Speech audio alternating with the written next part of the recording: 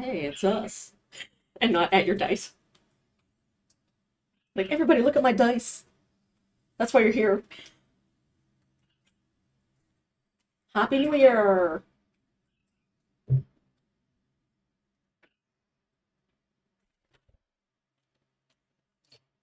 Don't like it. Not a fan.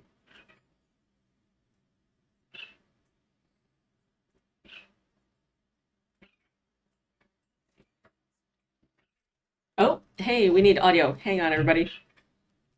No audio. Audio down. Yeah. Time. Okay. I just I'm assume it's seeing working. I'm seeing lines now. Somebody say something. That seems good to me. Bop boppy doop, indeed. Happy New Year, everybody. That's mostly what we said. Yeah, we just said Happy New Year. That's basically it so far. Yeah. Hey, how's it going, internet friends and webcomic Oh, fans? It's your friendly neighborhood dungeon biologist, this guy, welcoming you to another episode of Trash Heroes, the first of 2025, the D&D stream where we recount the epic adventures of the wildly improbable collection of horrible creatures known as the Trash Heroes. Our players, as always, are a collection of wondrous internet artistic talents. What Wondrous. make Ooh. artistic wonders on the internet. We've got an upgrade this year. Yes. Wondrous, as Stuart would say. Bringing you internet delights. Yes, we bring you internet delights. Buddy. So please do check out all of the links to their various arts and websites and support systems in the upper right. Always make sure to feed your local artists. They don't bite much. But yeah, There's a special tier without for further that. ado, I mean, it depends. I mean, I don't know what's on those Patreons. You may find there are certain values that you can. Anyway, I don't shame anybody for what they want to sell on the internet. Sex work is work. Let's meet the characters. First up, it's the Keeper of the Vermin and Protector of the Trash Heap. It's Fetid Quaggle. Me, hi. And next up, we have the larger-than-life pit fighting superstar that is Ugna. And that's it. It's your pal Ugna. Just Ugna. That's my new catchphrase. I don't know why. Then there is the trickster cleric, rogue baker, and all-around party animal Tromlin Dariols. Who totally didn't get anyone upset about nearly dying previously. Yeah. It was fine. And then there is the wild magic streaming sensation, Morgan the Satyr. Like, subscribe, and just send me all your worldly goods. And finally, our sweet old grandpa, who's accidentally an ancient warlock, Copernicus Sunshine. Horrifying catchphrase. And these are the days of our dungeon lives. We're learning a lot more about that whole warlock thing. Yeah, that accidentally thing. So last session began with the party getting a much-needed long rest, so that Tromlin could recover from his near total loss of blood. And we rode out Fetid, who ran screaming into the night after coming down from fairy drugs and noticing he has bugs all over him. Oh yeah, the horror. Pernie rested under the tree that grew in Barb's new mausoleum, while Ugna and Tromlin went back to the guest bedroom, where Tromlin had a strange dream. In the dream, he saw a huge face of the Fae who holds the contract over him, with gossamer puppet strings hanging down from its mouth, connecting to Tromlin himself and to his various spider demon daughters. His wooden puppet son, however, has no strings attached, and keeps chanting that Snipper Snap cut the strings.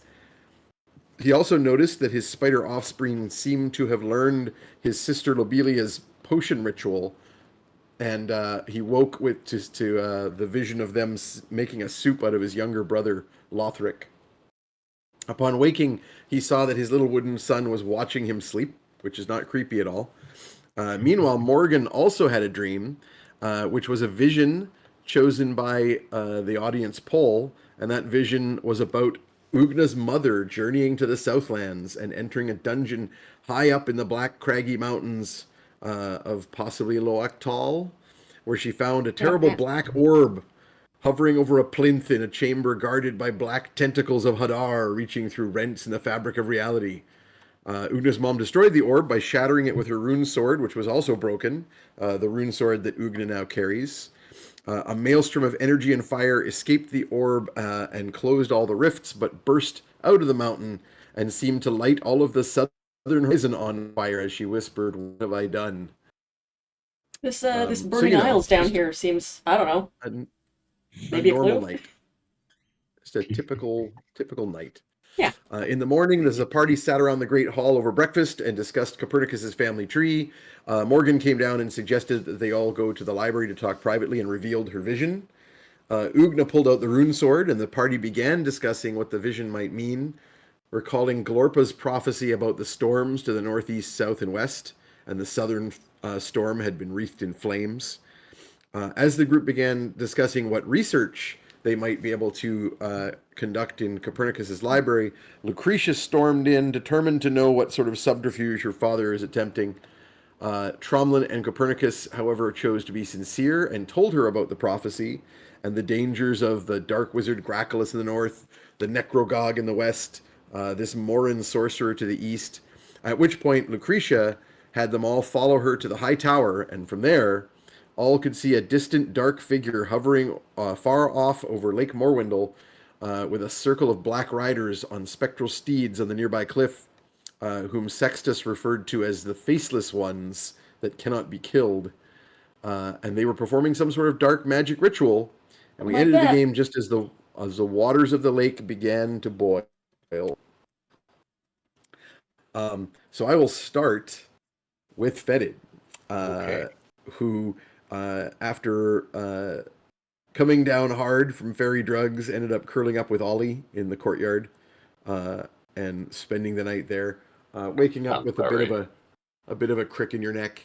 Um, you find yourself just alone in the yard with Ollie, who's still sleeping, uh, and you hear some low whispering sounds. Okay. And pricking your ears up, you can tell it's coming from the nearby rose bushes of black roses that line the gates to the Sunshine Estate. Okay. Well, I'm gonna sneak over that way, I guess. Okay, we can start right off with a stealth roll and see how well you sneak. I have a dead average uh, That's roll to notice you, so oh well, I rolled poorly, so that is a Ooh. 5 plus my stealth modifier. well your stealth modifier is 10, Still very or sorry, an 8. So that's a 13. I'll roll with So you it. I think I'm still kind of groggy, so so as you sneak closer, you hear multiple voices whispering together in the bushes, and then you catch one of them shush the others and say, "Shh, he's coming! He's coming this way! Hide, hide!" And then there's a frantic rustling in the bushes as they okay. as the things with the voices seem to be scattering and trying to hide from you. So I am rolling their stealth.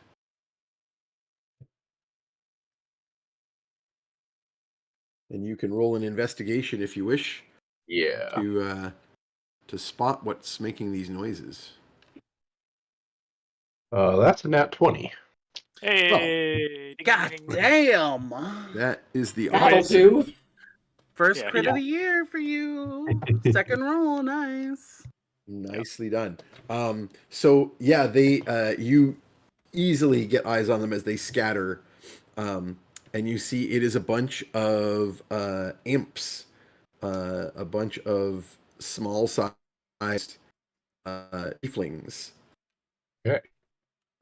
which you, of course you are familiar with in various Quaggle communities. Mhm. Nicknamed imps, these are just simply small sized, infernally touched people. They look quite variable.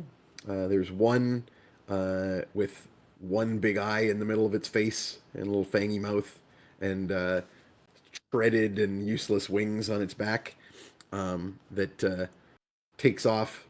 It's only got one leg, like one big central leg. It's not missing a leg, it only has one. And it moves by using its little ape-like arms and feet, and it dashes off nearest to you. Another one with functional wings actually flies off into a nearby tree, but it just hides behind the middle of the tree, and you can clearly see it, various parts of it sticking out. It's covered in little spikies. Um, it's a little red-skinned guy. There's another one that has like a Redskin? little toad-like face. Actual red skin. Okay. Not us. There's a little toad-faced one with a whole mouthful of fangs that ducks down some kind of a burrow. And then the last one of the group looks to be maybe not a tiefling. It looks very ratish. You think it's just ratkin, but it's got jet black fur and beady little eyes, and it scuttles into one of the tunnels as well. Okay. Can somebody else? They seem to have been Can talking somebody about say something? you. I have What? no Sorry? audio from Lane. Oh, there we go. We had no audio from you for a bit. Oh, Oh. so no one heard the descriptions except Jeff, maybe? I I heard heard him. I the- heard. I heard him. Yeah. I heard all the descriptions of the imps. It was just like the last sentence. I just maybe cut out. Yeah. Weirdly. Oh, I see what might have happened. My damn internet connection keeps popping in and out, switching me back to Wi-Fi. Gotcha. Okay, so what do you want to do? They are trying to flee, but not remotely well enough for you not to spot and follow or whatever them. I think I'll just follow. It doesn't sound like I need to confront them just yet. Hopefully. You can easily follow the one with one foot that moves a little slower than the others. It moves pretty decent with its little three-limbed Mhm. gait. Mhm. But you follow at a distance as it goes down a nearby alleyway at the edge of town. Mhm. And it goes down into the sewerways. Okay. Following, you find that it comes to a point where it quickly reconvenes with a bunch of the others that have scattered and made their way to this same little chamber. I'll get you to make a new stealth roll here because obviously if they see you again, they will Yeah, that makes sense. be panicked once again. I have a 6 plus a few. That is a 13. 13 on the die 13 Or total. with your plus 8. I 13 think that's total. still going to beat me. I don't have a plus 7, so yeah, That's you still one good roll. managed to you managed to beat them. Yeah, that nat All right. 20 is going to be your only good roll. Yeah, for tonight. The rest is all like less than 10. Yeah, that wouldn't surprise me. So yeah, you sneak up closer as this little gaggle of quaggles. That's the official term. Craggle gaggle. Really Quaggle cute. gaggle.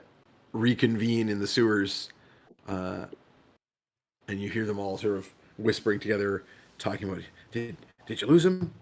Yeah, I think we left him back there. So what do you think? Do you think it's really him?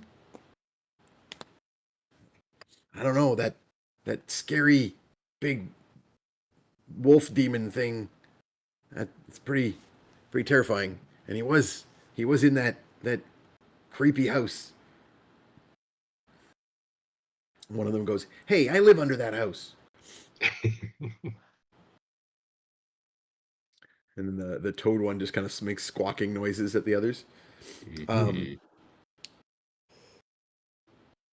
And then the rat one, which seems to be some sort of ringleader, says, "Well, we have to figure it out. If it is him, we need help. We gotta do something. Those creepy things aren't gonna stay out of the sewers for long. And they all start muttering about various theories as to whether you are in fact some sort of folk hero that they are talking about, or whether you are some kind of trap. That's your background. Well, I guess it's probably time to introduce myself and try to convince them that I'm actually who I look like. Or smell like, as the case may be. Or smell like. Yeah, I mean, that should be the easiest tell, right? That's the giveaway. No one stinks quite like Okay. fetid. Yep. You're gonna pop out. Yeah. What do you say? I'll say, hi, yeah, I am fetid. What's up? Just see how they respond. They all jump and scatter again, but just to hide around various rubble in the chamber. But then like all peep right. over the rubble at you. The rat one is the only one that doesn't like full on flee the room. He just kind of puts some distance between you and pulls out a little slingshot and aims at you. He goes, You're the one they call the hero of the North." I don't know if they call me that, but I am fetid Quaggle. But And why I are overheard you talking about my lovely good boy, Ollie. you travel with those big things? I have a few big things, yeah. Hey, yo. But we have heard that you are a friend to Quaggles everywhere. I do my best.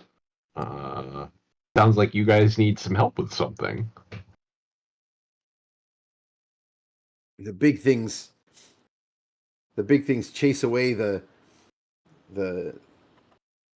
creeping ones from the Deadlands north of here. But they don't chase them out of their streets and out of their houses, and they come down into our sewers. Okay.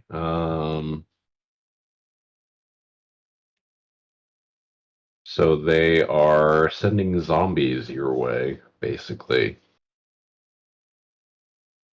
All right. The rat one goes, "No, zombies are just dead people. These are like slime. Oh, okay. Sometimes they have man shape, but they are not like shadow, but they're there. You can touch them, but they can creep through the smallest of tunnels and cracks. Mm-hmm. They ooze into our homes and chase us. We have been trying to patch all of the cracks and holes and keep them from crawling into the city. Okay.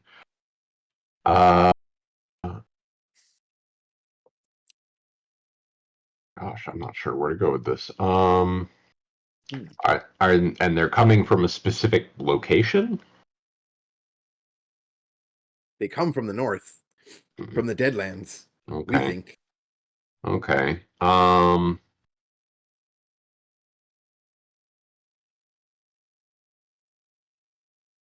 You can help us fight these things. Yeah, I'd be happy to help, but it sounds like more of a problem than I can just solve myself, so I should probably involve my comrades with this. So do I know where everybody else is at this point, or am I so out of it from my bad trip that... You just assume they're back in the house? Yeah, okay. All right, I would like to offer to bring this guy back to the house with me, and we can discuss what they have to say with the rest of my party and see what other people think about this, because this is definitely a problem that I need to solve, but I don't have enough information to act on it right now. So the rat one seems to be the ringleader, but also probably the only one brave enough to go with you. Mhm. Uh, he seems a little nervous about the mansion. Okay. He says, "Strange things live there," and again, the one Not wrong. the one with Yeah, I one mean, eye is like, "Hey, I live there." yeah, well, You said I'll what he say, said. I'm friends with some of those strange things. It'll be fine. Okay. As you head back to the house, you actually spot the. I'm just going to ride on that nat 20 Mhm. perception. You spot the group coming out onto the balcony on the high tower, Okay. and you sort of go, wait here to your little rat friend, and you can Mhm. hover up there with your insect swarm. Sounds Um, good. And so you are just in time to see Copernicus and Tromlin trading back and forth the spyglass Hmm. from Captain Darius as you guys are looking up north over the lake, and you all see this figure doing his strange dark ritual, um, just as the waters of the lake begin to boil, and rising up out of the waters of the lake Uh-oh. are gargantuan black tentacles. Yeah, that seems bad. I don't remember summoning this demon. Oh dear. Yeah, that's not supposed to be there, right? I know this is like a spooky castle and stuff, but like that seems bad even for here. Yeah, no, this is not part of the usual. Hmm. I don't All love right. that. What do you think we have to do Yeah, to kill it? I definitely didn't see this on Airbnb. The black tentacles look very familiar. Morgan, they look very similar to the tentacles in your vision that Ugna's mother was fighting against. Oh And heck. Copernicus, they of course look very familiar to the tentacles that you summon with the spell, except that these black tentacles are much bigger, and as they rise out of the lake, they seem to be attached to a central mass, Right. which Oh, looks like a giant rubbery maw of teeth encircled by eyes. Seems bad. great. Well, I feel inadequate now. It's I'm sure another couple millennia and you'll get there. all right, yeah. And as it Um, rises up out of the lake, hugely high above it, this is a gargantuan monster in size. It is crowned with lightning as it rises up out of the lake. Ooh. There's almost like It has a some dark style. storm around it. Hmm. Yeah, and it splashes back down into the water, and a huge wave rolls towards the city and crashes over the docks at the lakeside. oh dear. Boats are flung out of the water bodily onto the streets, and boards splinter and fly everywhere from the docks and piers, uh, and things surges in the general direction of the city. Okay, well, Um, I thought I was bringing one problem to the table, but it seems like we might have a slightly bigger one, quite literally. Yeah, but I mean, what are the chances that if we kill that guy, and I point to where the shadowy figure was standing on the banks doing a ritual, that this thing will go away? It's usually how it works, can I right? do can I do some arcana about that? Sure. Uh, there's there's various stuff on offer for Arcana here at various price points. So I think I'll spend an inspiration then. I hit a 9 on the Ooh. die, and I think I can do better. All right. So mark me down for one. Will A do. guidance for you as well? I will happily take Yep. a guidance. You want me to roll it, or do you roll? You roll it for me, please. That's a 3. 1d4, another +3 to this roll. Okay, so then I have to stick with the first roll is better. So then I'll take that'll be dirty 20. I will allow you also, I don't know if it'll make a difference. Let me just take a look here. To use your historian. Okay, that gives you a +3, so I don't think that's going to make a difference. I'll check Because just the same. 25 is the next. Historian does not apply. These dice are not rolling well. Not doing You've had it. had well. enough of Okay. thinking about memories. Yeah. So a 20 is pretty solid. You won't get all of the information that can be gotten. Oh, sorry, but you'll get 22, sorry. 22? Yeah. Oh, in that case, maybe it is worth doing the history roll. I did the history roll. I hit a You 1. did. Oh, I see. Ooh. I Okay, see. hold on. If I spent another inspiration and I can get that history roll and then get to a 25, because I just need to hit a 5 on the die to get. That to is get another history to work. breakpoint. That's correct. All right, I'll do it. Burn another. All right. Burn another. This is like this decides our strategy for the Separate fight. So this roll feels like it's for worth guidance? it. That's true. Or no? I don't think we can double. I don't know if we Yeah, can no, double. this is a historian Okay. roll. You could give a roll for that as well. All right. We're not in You only get a combat 1. time yet. I I like don't the idea know like, much about that, so I It's a don't know. +1. So what's your history roll? It's a DC hey, 15. I hit a 7 on the die, so that gets me to 17. That's That'll better. do it. We're limping Oh, through here. yeah. Also, That history roll. I don't know That if this is history something roll that gives you a bonus 3. Sorry, what were you gonna say? for narration purposes, I don't know if this is something Morgan would do, but I'm imagining Pernie's like trying to wonder and think. So Morgan does the finger on his chin for him so that he can feel pensive. Well, I was thinking about like just being like, oh, this is a cute bookmark, and you're like, hey, that's the page. Perfect. Yeah, I like that. I like that. So at 25, a couple things. So first of all, you don't recognize this as a normal summoning. This thing is not a demon. It's something different. You're well aware of the other places that one can do certain spells that affect. So, for example, a lot of the warlock spells tap into the dark places between realms, and this is relevant. This is related to like old gods. This thing that has been drawn into this plane could be an actual old god or servant of the old gods. Nope. The things that were in the void before That seems bad. before the gods themselves. This is not going to be something that can be unsummoned, like with a banishment, for example, and therefore you're not sure that messing with him would necessarily get rid of it. Certainly, messing with him could potentially break his concentration if he's controlling it. Right. And it seemed to be coming this way. But it is now between you and him. Right. I think at a 25, I'm going to suggest with a 25, there's some other kind of ideas just twinging there that you're not fully putting together, but you recall the vision that Morgan gave, and you think that rune magic might have some special role to play here.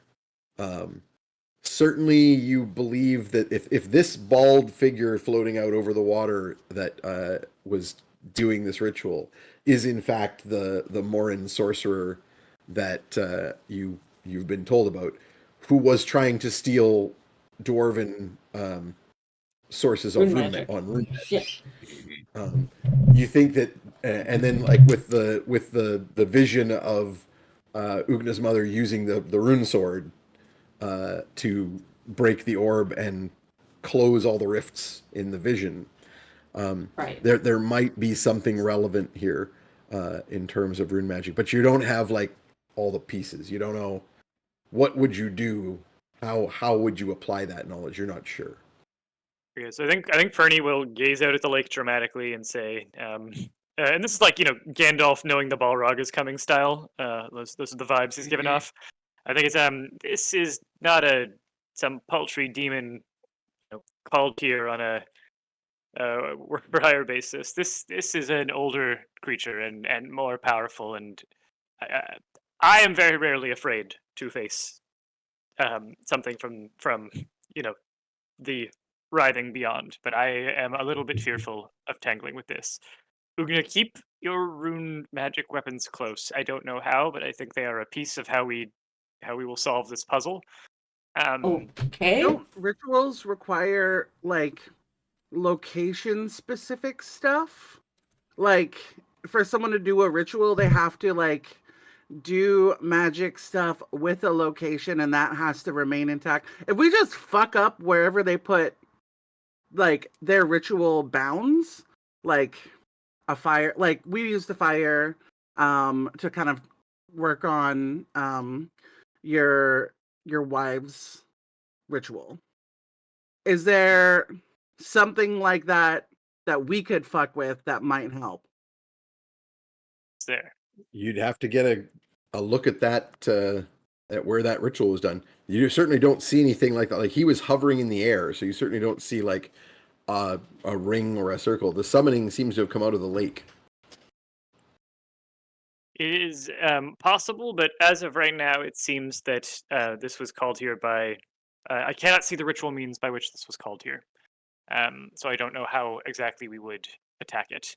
But I do think if we can break the sorcerer's concentration, we can at the very least break his control over this creature. It won't go away, but at the very least, it won't be doing his will, and that may give us some options for perhaps even drawing its attention back towards the enemy camp. The other thing is, I think Pernie has a moment of thinking about this. Internally, he's like, I wouldn't mind shopping for a new patron. And he did come all the way here, this guy. But like Pernie is not feeling great about his choice of patron, nor how he got his powers. So he's like, I wonder if this guy's got like a contact us page. You're checking out every eldritch horror that you see for the rest of the game. You're going to be like, yeah. Sonic looking up and LinkedIn. Yep. Barb, smash your pass. Barb, smash your pass. I mean, the Raven Queen's always looking for new people. Oh boy. Hey. check it's OnlyFiends. Yeah. Good. Yeah. Yes. Think about subscribing to that. All right. This thing is rapidly approaching the city. So, do we we're gonna do we need want to to divide and move conquer into one team to perhaps try and protect the city and fend off the worst of its attacks, and another team to go and see if they can break the sorcerer's concentration, or do we feel our strength is best concentrated in one place?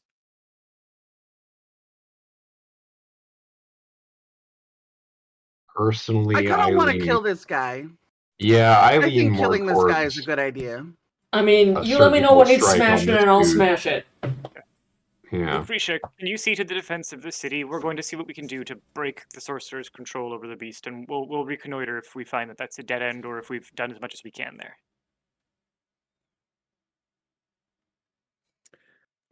Lucretia is like looking uncertainly at the thing and is like, I guess we can try. I think we will try to break his control over it, which means that perhaps it will be more about distracting it away from the city as opposed to being able to outright withstand it. For now, I'd say evacuate who you can, protect what you can, and we will try to return as quickly as we can and be safe, my daughter. And I think Pernie's going to, for the first time in like 100 years, give her a little kiss on the forehead.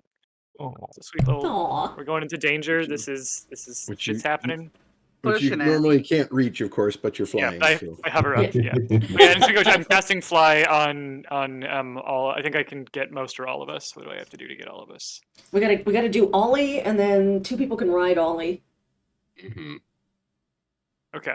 So then. And I think someone can sit on Ugna's shoulders. Okay. So then if I do Ugna, Ollie, myself. Well, actually, I don't need to do myself because I've got the flying boots and I can ride someone else for Yeah. now. So then I'll hit Ugna, Tromlin, and Morgan. I think those will be my targets. Let me just see how many people I can hit with fly. We've had a long rest, right? Yeah. Yes. Yeah. Yes, Then I indeed. have my thunderbolts back. Nice. Is it? It's a D3, I believe, because you used them all prior. I think so. So roll for how many have been returned this I'll do a day. D6 and half it. 4, so 2. Cool. So you've got 2 charges. Cool. Okay, so I'm gonna have to blood goose it. Yeah, to increase targets by 1. So I will use up one of my blood dice. Take a bit of damage. All right. Okay. Let's have an initiative. Ooh, that's a nat 20 for Lucretia. Yay! Oh, yay. Ooh, 19 for me. Nice. 19 as well. Excellent. Oh, sorry, 23 with my bonus. Nice. How about a Very nice. 9? I'm at Oh, 9. boy. Not bad I'm for you. at I'm Yep. at 8. I was apparently Ooh. asleep. How far is this floating man? So what was your total? I've got the numbers first. 23? Yep, 23 for me. Okay, what else have I got? I heard 9 for Ugna. Yep. Big 8 for fitted. No way. 3 Yep. for Pernie. Oof. 8 total with your bonus? Yeah, I rolled a 3. Ooh. Way down there. And what was that for Copernicus? That's a 3 over here. A 3. Yeah. Okay. I'm just gonna move those ones all the way down the bottom. How about Tromlin? 19. That's more respectable. And then I have 17 on the dice. Might be all he gets. Sextus just gets the dice roll. So 17 for him. I'm using 3-letter abbreviations, so it says 17 sex. Nice. Good. Excellent. Okay. Oh, and I guess I should roll for the thing. It doesn't have to go. That's fine. Yeah, I can just chill. Fine. Yeah.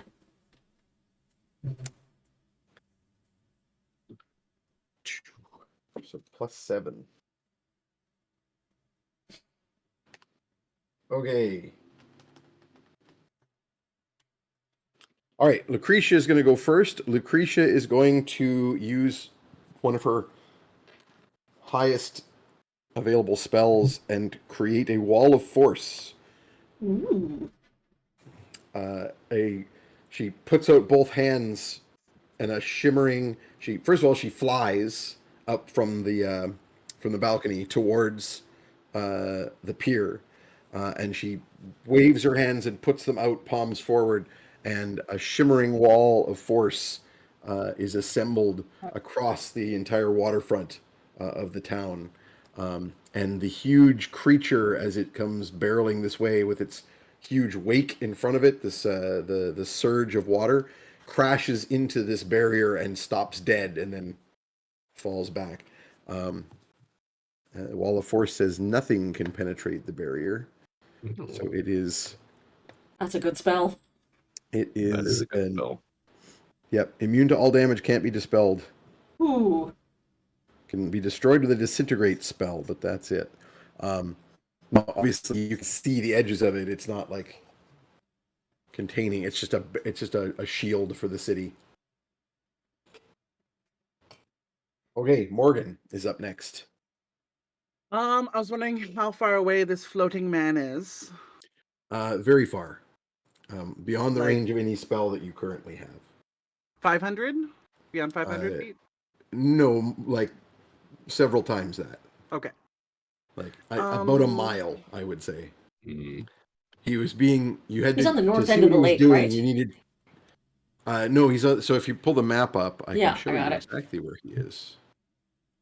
I can show you exactly where he is. I got the map. So I you guess- can see there's a North Lake and a South Lake, Hmm. and Morwindle is kind of in between. So Morwindle, the Morwindle Pier is that little jag of land sticking up northwards. This one. So this was summoned within the North Lake from the cliffs, which are on the west side of the lake, where the hills come down. So over here. And So he is on that Did- side. Yeah, so he's over there. did Fetid and tell he's us? floating somewhere out over the lake itself and not on the cliffs. But yeah, he's Did- like at least a mile away. Did Fetid tell us about the skittering in the underground? He has not yet. I Okay. don't think I really had the chance. No. Okay. I'm wondering, is it too early to make you huge, Ugna? I mean, it's never too early for that, right? I mean, it's just concentration, so it'd be my only concentration. Hmm. Maybe not yet, because I got to figure out what I'm fighting and how to get there. Yeah, that's they're a true. bit too far. I guess I'll just be here as a support then for Lucretia, since she seems to be a really capable large spell person. And very hot. So that's what I'll do. I'll be magically supporting her through rolls.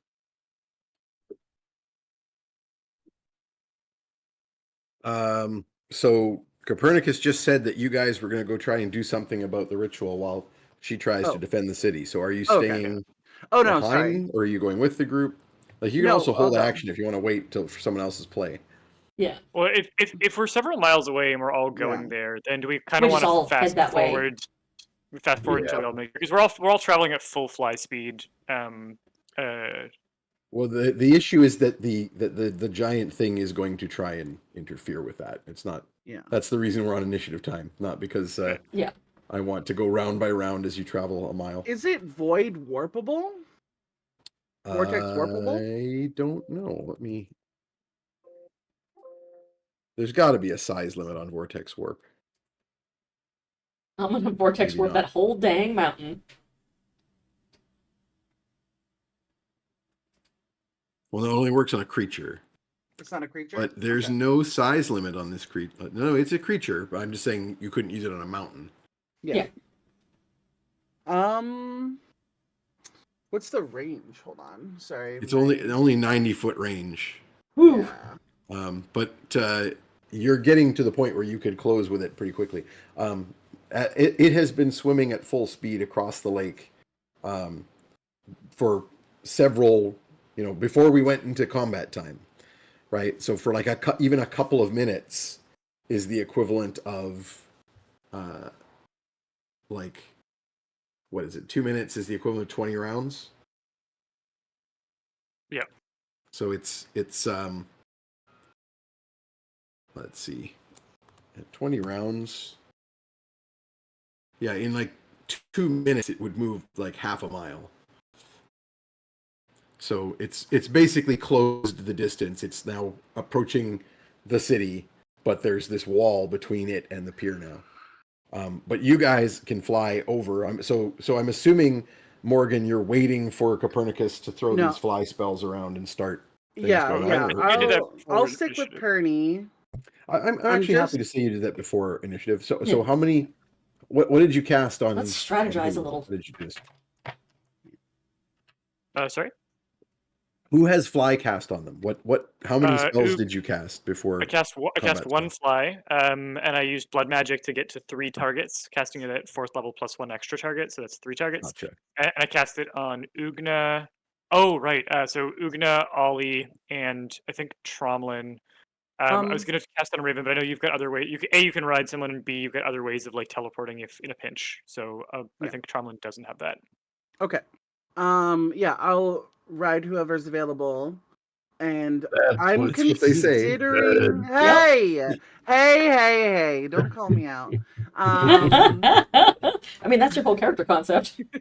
What are you talking about? I'm just a sorceress. I'm wondering if polymorph would interrupt a concentration. Possibly. Yes. It would certainly. I would certainly make a save out of that. turn it into a colossal sheep.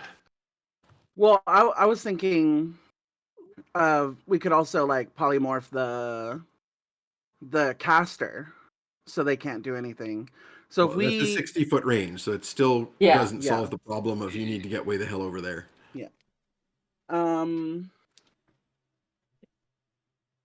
Shit. That's Now you also could theoretically cast it on the entity. It is a creature. Seems like that I would have only a have- high I have- DC. I'd have Well, two it's a polymorph. willpower. It gets a willpower Yeah. save. It gets I a have two wisdom save. Sorry. polymorph available. Eldritch gods have high Um, willpower. I would assume so. I would Hope so. also like to haste or enlarge Ugna. But I think what I need to do is wait till the caster is given disadvantage to try and polymorph it or the thing.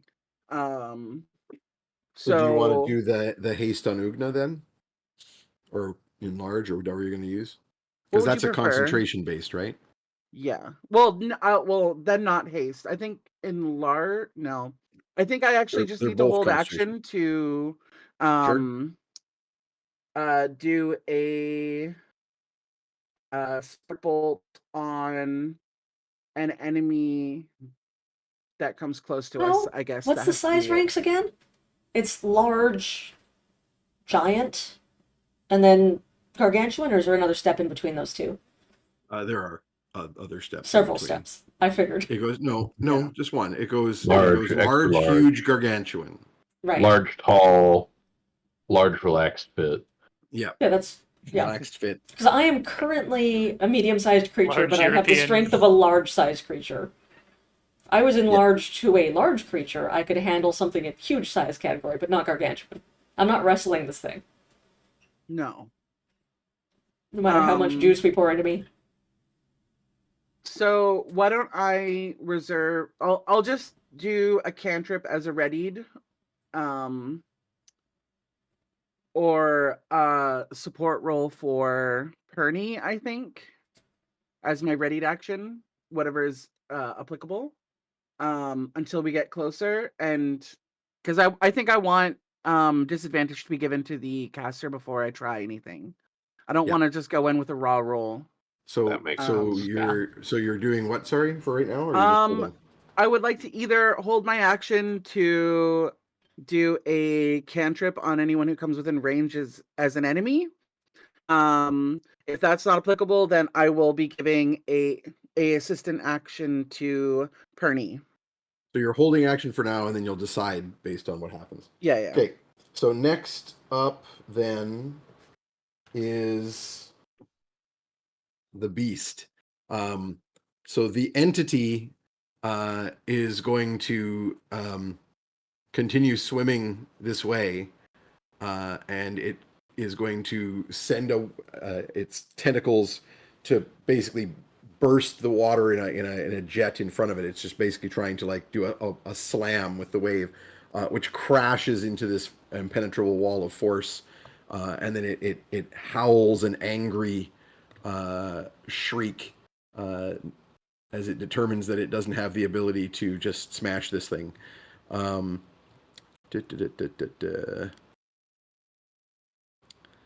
Yeah, I think that's all it's going to do. It's trying to destroy the wall because you guys haven't made yourselves obvious enemies of it yet. Like you're over there on the top of that building. So it crashes into this wall, or crashes the water into the wall, and shrieks in frustration that it can't simply go straight towards and crush the city. And moving that much forward and attacking the wall will count as its action. So it's done.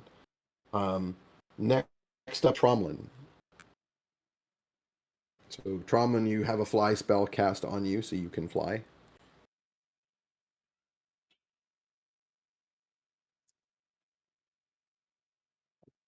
Tromlin, Randy, can you hear me? Oh, he's muted. Oh, sorry, I didn't realize I was muted. Oh, there we go. My gut response is guiding bolt. You can try and guiding bolt this thing. You'll have to fly up a ways so that you can shoot it over the wall of force, because Gotcha.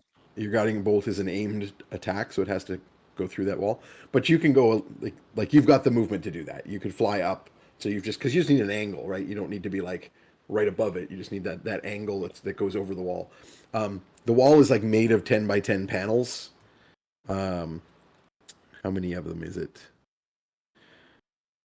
10 foot by 10 foot panels. So it's probably like the wall is probably like maybe 20 feet high by 50 feet long to cover the whole pier area.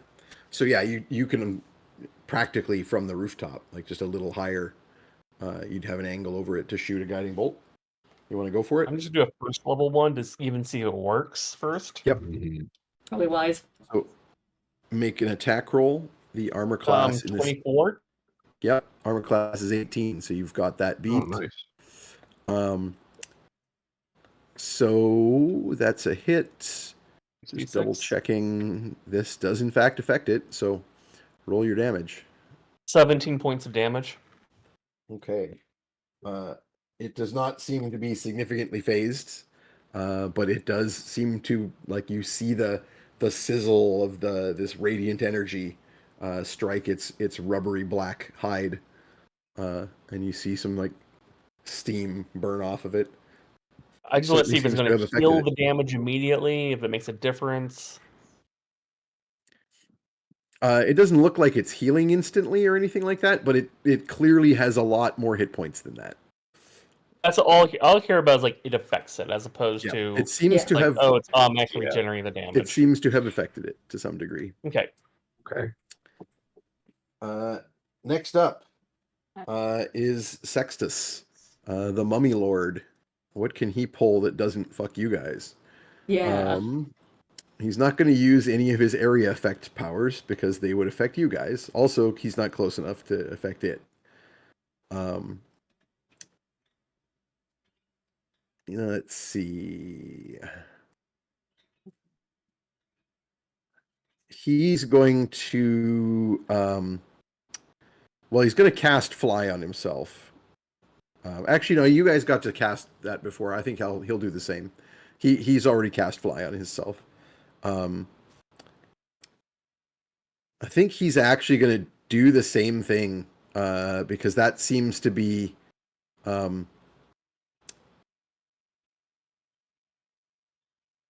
like that seems to have worked for you.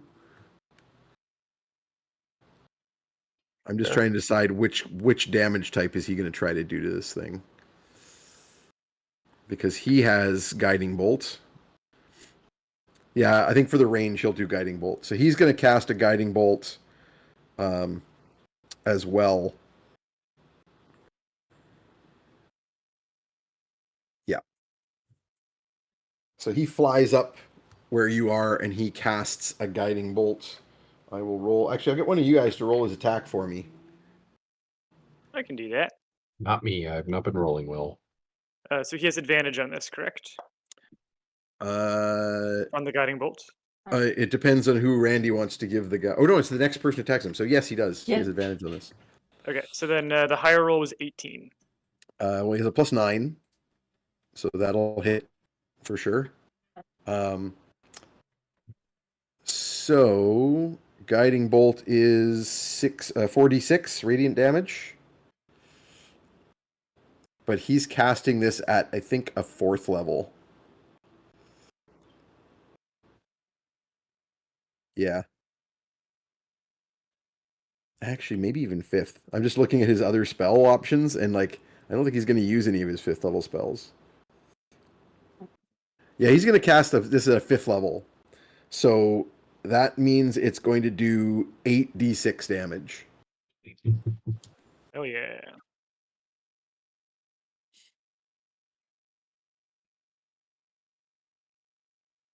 Sextus still has some pretty cool powers as a mummy lord. He can't use any of his best stuff because it's all lair based and he is not at his lair. But he can still do some. He can still fuck somebody up. What do you got for damage? Oh, right. Sorry, yeah, you're rolling for me. 8d6. Yeah. Makes sense for you to represent the family. Yeah, it's Makes sense. 15, 18, 21. Not the best rolls. 26. 26 damage. That's now at 20, 30, 43 total from those guiding bolts. Another guiding bolt lances into the thing and sizzles its rubbery flesh. And it seems to be starting to notice that it doesn't like this. Next up is the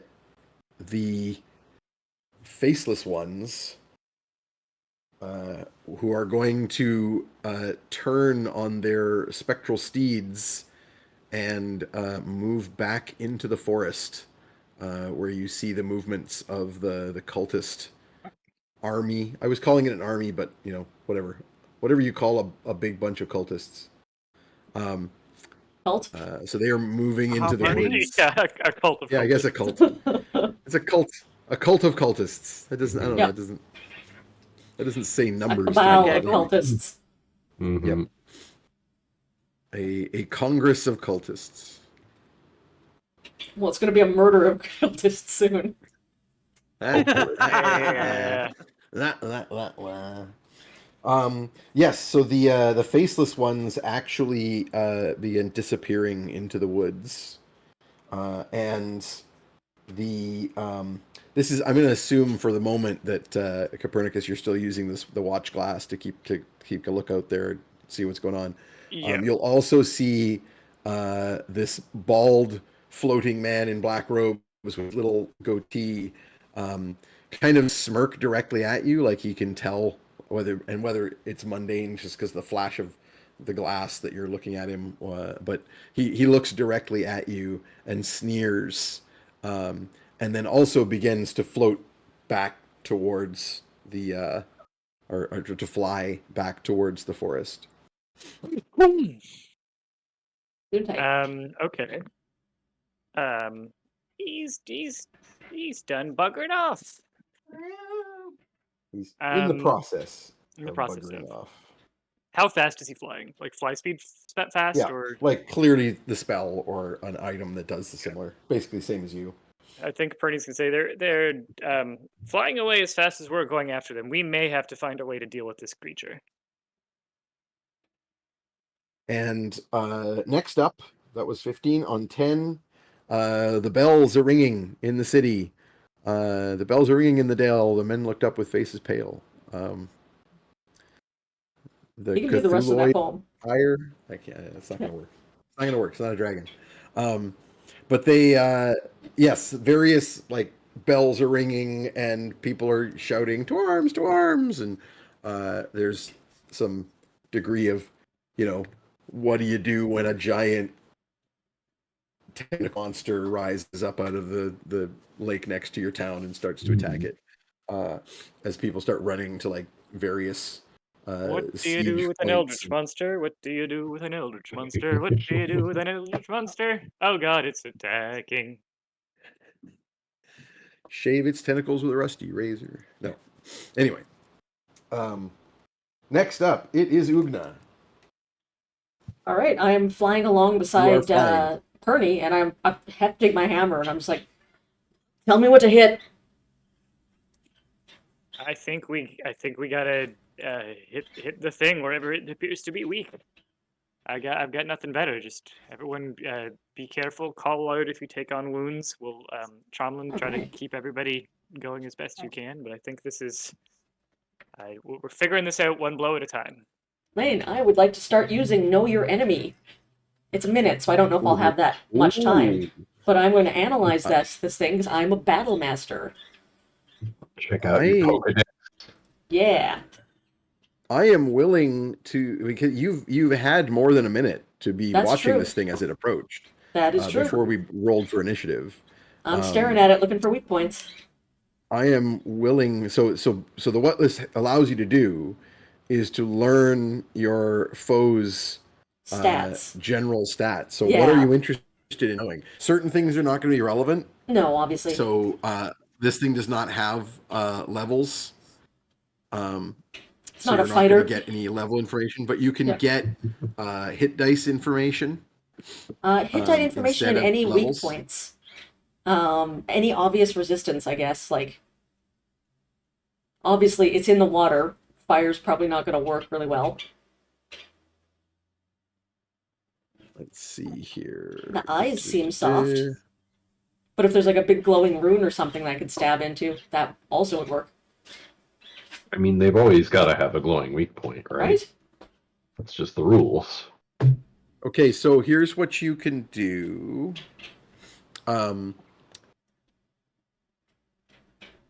The DM will tell you if the creature is your equal, superior, or inferior in regard to two of the following characteristics of your choice. Gee, I wonder which. So the I think it has characteristics in question you can do HP to strength, me. dex. Sorry, Con, you're guessing that or AC. you're asking for that? No, it's written on my sheet. It was strength, dex, con, AC, current HP, total level, or fighter levels. Which is I would do hit dice instead of level. Yeah. So which two of those do you want to know? AC and current HP. I know it's going to be superior and superior. I suppose we already know it's current AC. HP is superior Yeah. to you. Its AC is going to depend on whether or not you've got your shield going. Oh, interesting. Because you have an armor class of 17 Yep. without the shield, right? Yeah. And 19 with the shield. So if you have your shield, you can kind of cheat this because I'm going to basically say that it's inferior to you if you have got your shield, and it's superior if you inferior to you if you got your shield, superior if you don't, which tells you it has an armor class of 18. Yeah. I feel like I'm okay, and then I pick up my shield and I feel better, and I'm like, okay, got it. And hit points, it has more than you. No, obviously. Significantly more than you. But that's something that you can just have because you were observing it approach. Mm-hmm. So what do you want to do with your action? I'm looking at it and I'm like, skin seems real tough, but those eyes seem pretty squishy. Maybe I'll aim for those? If you see a glowing orb or something, let me know, though, and I'll hit that instead. Sounds good. I continue to fly towards that thing. Are you attacking? You're within 100 feet of it because you were. That's why the guided bolts were, or the guiding bolts were able to hit it. So I don't remember what the range on throwing your hammer is. No, I'm trying to look for the range on the thunderbolts. Yeah, that's what I meant. Yeah. But it's basically throwing the hammer. Yeah. 20/60. So 60 is your maximum.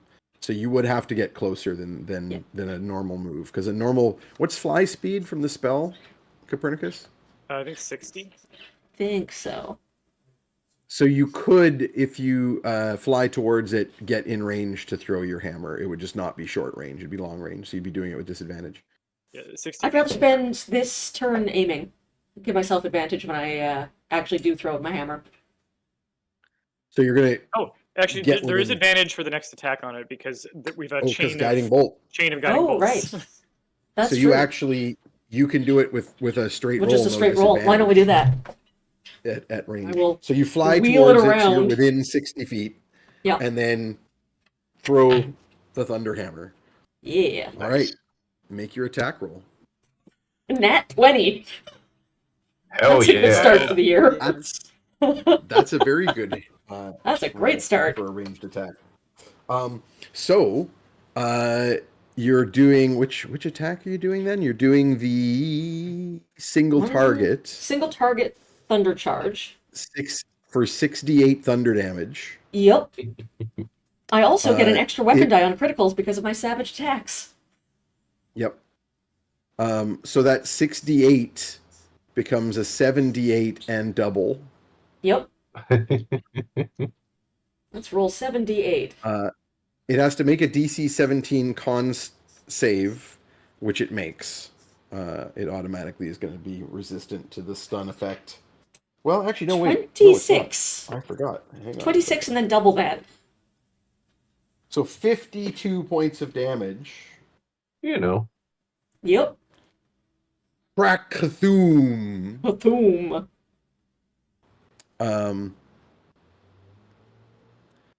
Now.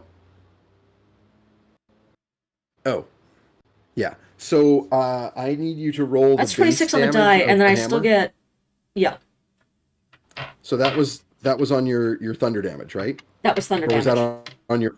Okay. No, that was just the. Also, that was just the. That was just the thunder damage. So I'm also doing my Okay, so hammer.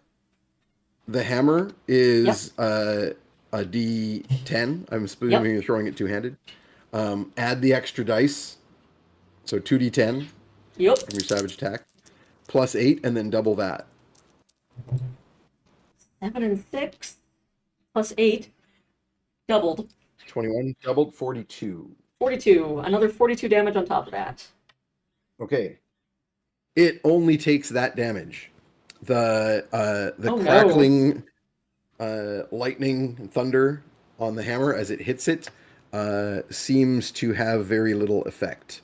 Not the hammer thunder. itself, however, burns. I hate that. Where it hits it. I absolutely hate that. Sorry, Yeah, Mhm. it is. which It is damage? immune. It is immune to lightning and thunder. The lightning damage. It also is very angry. This actually hurt quite a bit. And it is going to howl in annoyance and use a legendary action. Cool. Alright. That's good. So it's As it's the legendary hammer action. snaps back into my hand. Yeah, the hammer reappears in your hand. The crackling lightning around it is going to coalesce into 3 bolts of lightning, each of which can strike a target within 120 feet. Cool. So one of them is coming at you, obviously. Yeah. Oh wait, I don't roll the hit. Please make a DC 23 Dex saving throw. Jeez. Ooh, no. I guess it is hard to dodge lightning. Is this a singular attack? Is 3 separate attacks? 3 separate attacks. The second one is going for Sextus. I'm going to roll for his Dex save. I rolled really good, but I only have 18, so. So you are going to get hit for 4d10 lightning damage. Ooh, no.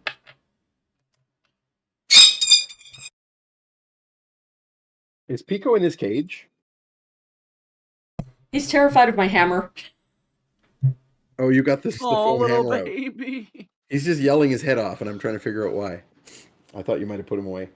He's just scared of the hammer. I've hidden it under the desk, but he still sees it sticking out, and he does not like it. Maybe I should put a blanket on it or something. Yeah, you take 24 lightning damage. How many? 24. Cool. And so does Sextus. His dex save is not great. And the third lightning bolt is coming for Copernicus. So also, actually, I don't think you can possibly. That What's seems your bad. dex save? A 20 is always a save. A 20 Yes, is a always nat 20 is all you can do. So can you roll a nat A 20? silvery barbs? Yeah, you can Actually- silvery barbs. Oh, I silvery no. barbs it. No, you can't, because your silvery barbs. It's you can a- only it's an barb attack. us. No, because but there's no roll that it made for you to silvery barbs. You can only silvery No. barbs for saves, which wouldn't be. So- Oh, I thought I asked if it was attacks. I thought it was 3 It- separate attack rolls. Sorry. It is a saving throw. You can magically distract a triggering creature in turns momentary and certainly in the current blah, blah. Triggering. So basically, you choose a creature and make them re-roll, but then you have to use the lower roll, so it's not a good thing. No. I was thinking if it was an attack roll, it was. No. I thought it was 3 separate lightning attacks. But It's 3 separate attacks that do not require a roll. Yeah. The victims make saving throws. So what? So I'm assuming you didn't roll an at 20. Yep. So you are also going to take 24 damage. Okay, concentration check. Constitution Oh check. yeah. Yes, indeed. All right, flyers, hang on to your butts. Yeah, we made it with room to spare. Excellent. Phew. And it is also going to use its third legendary action because that costs 2 of them. It's going to use its third one to attempt to grab you with a tentacle, Ugna, snatch you out of the air. No, that's cool. It didn't roll a 1, so it hits you Yeah. because it has a plus 17 to hit. No. I think this is where I say no. So you take 20 bludgeoning damage, and This you is are where grappled. I say silvery barbs. Yeah. Okay. Grabbing Ugna's a no. I still didn't roll a 1, so it still hits. Yeah. 20. You can still give Owie. that advantage to somebody, though. Yeah, it goes to her. Okay, cool. Okay, and Ugna, you are currently grappled by this tentacle. Copernicus. Well, I'll wait till your turn. Actually, and I'll do this thing I was going to call for. Next up is well, actually, Ugna, you only used 1 attack. Oh, that's true. I am grappled now, so I can hit this thing in the tentacle with my hammer. No, I think you can try and break out because Yeah. it says that a grappled target is, in this case, is until the grapple ends, the target is restrained. Right. So I'm just double checking. I think you can still do things. Restrained condition means you can't have speed of 0. Yes, you can attack, but you have disadvantage. That's it. All right. Do I try and And break attacks out, or against do you I have just advantage. attack it but disadvantage? Am Those I are your feeling options. lucky? You have an advantage as well because of the silver that's true, barbs so it would be just be a bonus straight that you roll. just got. So it would just be a straight roll. Okay. Let's just hit it back because I know my hammer hurts it. Yeah, but not bother using your lightning. No. I'm just gonna Gotcha. smack it. Not great. That's a 9 plus 7 to hit. So that's a 16, which I don't think makes A it. 16 Yeah. won't do it. Do you want to Nope. do anything about that? What is my situation here? You know what? Yeah, I'm going to use one of my inspirations. I am full up right now, and I need Got to your spend it. guidance, remember? Or the bonus from Right. silvery barbs. All right, a roll of 16 plus 7 will hit. Excellent. Yes, it will. All right. Rolling my damage. That is 8 plus 7. 15. Eight. It's grabbed me and I just start hitting it. You also could do other things. You've got action surge if you want to use it. You've got Yep, a bonus action you haven't used yet. that's true. I have my grapple maneuvers, which I could use with a bonus action. From Grappler. Oh, also, did you not want to put a superiority dice on that attack? Oh yeah, let's. Or either of those attacks? Because you've hit twice, so each of those could have your extra D8 on them.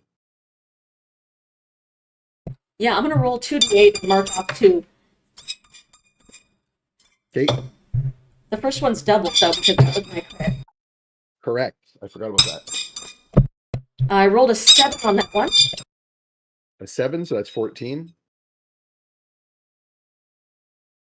And an 8 on the second one. So that one's not doubled, but I rolled real good for my damage. So that's 22 additional damage. I'm also to that. going to use All my right. fainting attack, so I get my advantage on the next roll. Okay. And that took your bonus action. So there you go. You're done, unless you're spending your action surge. Do we have? I'm going to hold on to an advantage action him now? surge for if we find the main bad guy. Yep. Like if there's an orb that needs Sorry. shattering. What was that, Morgan? I was just wondering if the advantage is only on the creature, if it's on the bald guy. Only on the creature. Okay. And Fetid, you're up next. You are riding a Right. flying hellhound. Is one of the eyeballs within arrow range of me? Yes, if you fly up so you can shoot over the force wall, you can absolutely I would like to take some start shots. shooting it in the eyes because generally creatures don't like that very much. That's what I've heard. So you want to use your bonus. You can either use your bonus action. Actually, you guys had time to prep. I'll say that you can have prepped your magic weapon Okay, if you would like to spit on it I would. for poison damage. Octua. The original Hawktua. Yep. So you can use your bonus action then to do the hunter's mark. Yeah, the usual. That big thing is the thing I want to kill. All right. Okay. Arrow number 1 will probably hit. That is a 23. Yep. DC 18. You have hit, and your damage is going to be your base D6 plus the D6 for your hunter's mark, the D6 poison, and you can add the D6 for your swarm if you so choose. Okay, I will do that. So that's 7 This is plus considered magical damage, so it does affect it. 9. 16 plus 5, so 21 damage. 21 damage. It does not seem to be immune to the poison. Nice. In that case, it is I'm going to time make for it arrow. saving throw. Hang on, I got to make a con save Right. against your spell DC. It is very going to make that, so it is ignoring the poison. Okay. Or no, ignoring the poisoned condition. It takes the damage. All right. In that case, I think it is time for arrow number 2. Indeed. That is a. My to hit modifier is a +8 or a +9. I don't remember. 9. And yeah, that's a 19, so that will hit. +1 bow. Yep, that'll hit. And on this one, it's just the 3d6, not the 4. Yeah, because you can only add your swarm damage once. That's what I thought. So 9. Wow, I'm rolling really well on damage. 15, another 20 damage. Nice. You guys have done over 160 points of damage so far. Good. I'm sure it has more. Probably. It's only got a few hundred hit points. That's fine. Copernicus. At the end of the round, it's Copernicus. Now, Copernicus, you observed these runehammer strikes, and you can roll me an Arcana check. Okay. Do I have any inspiration left? Alina, you want to switch from the map so we can see the thingy, and then we'll know. Looks like you're fresh out. Okay. Yeah, Then we have used them all up. That's 15, so I don't think I'm gonna get very much. Yeah. Again, you're Oh, actually, sorry. very clear.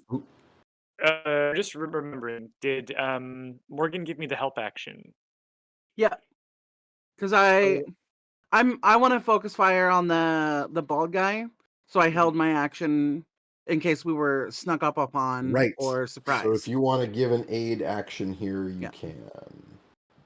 I will do that, please. I will Yep. take it. Thank you very much. So you get an inspiration reroll. Three better. 3 better. So Is that's 18. that's 18. Yeah. Do you want to attempt to give yourself that history bonus? Yeah. I If you get a cracking DC 20 would be 15, you nice. can add 3, and that would crack 20. Yeah. We're limping along, but we made it. That's 8 on the die for 18, which gets me to 15, which gets me to 20. Ooh. Just. All right. So a 21 on the Arcana check. Yeah. You are convinced, like you saw what happened when the arrows struck it with all their magic energy, as well as the magic hammer.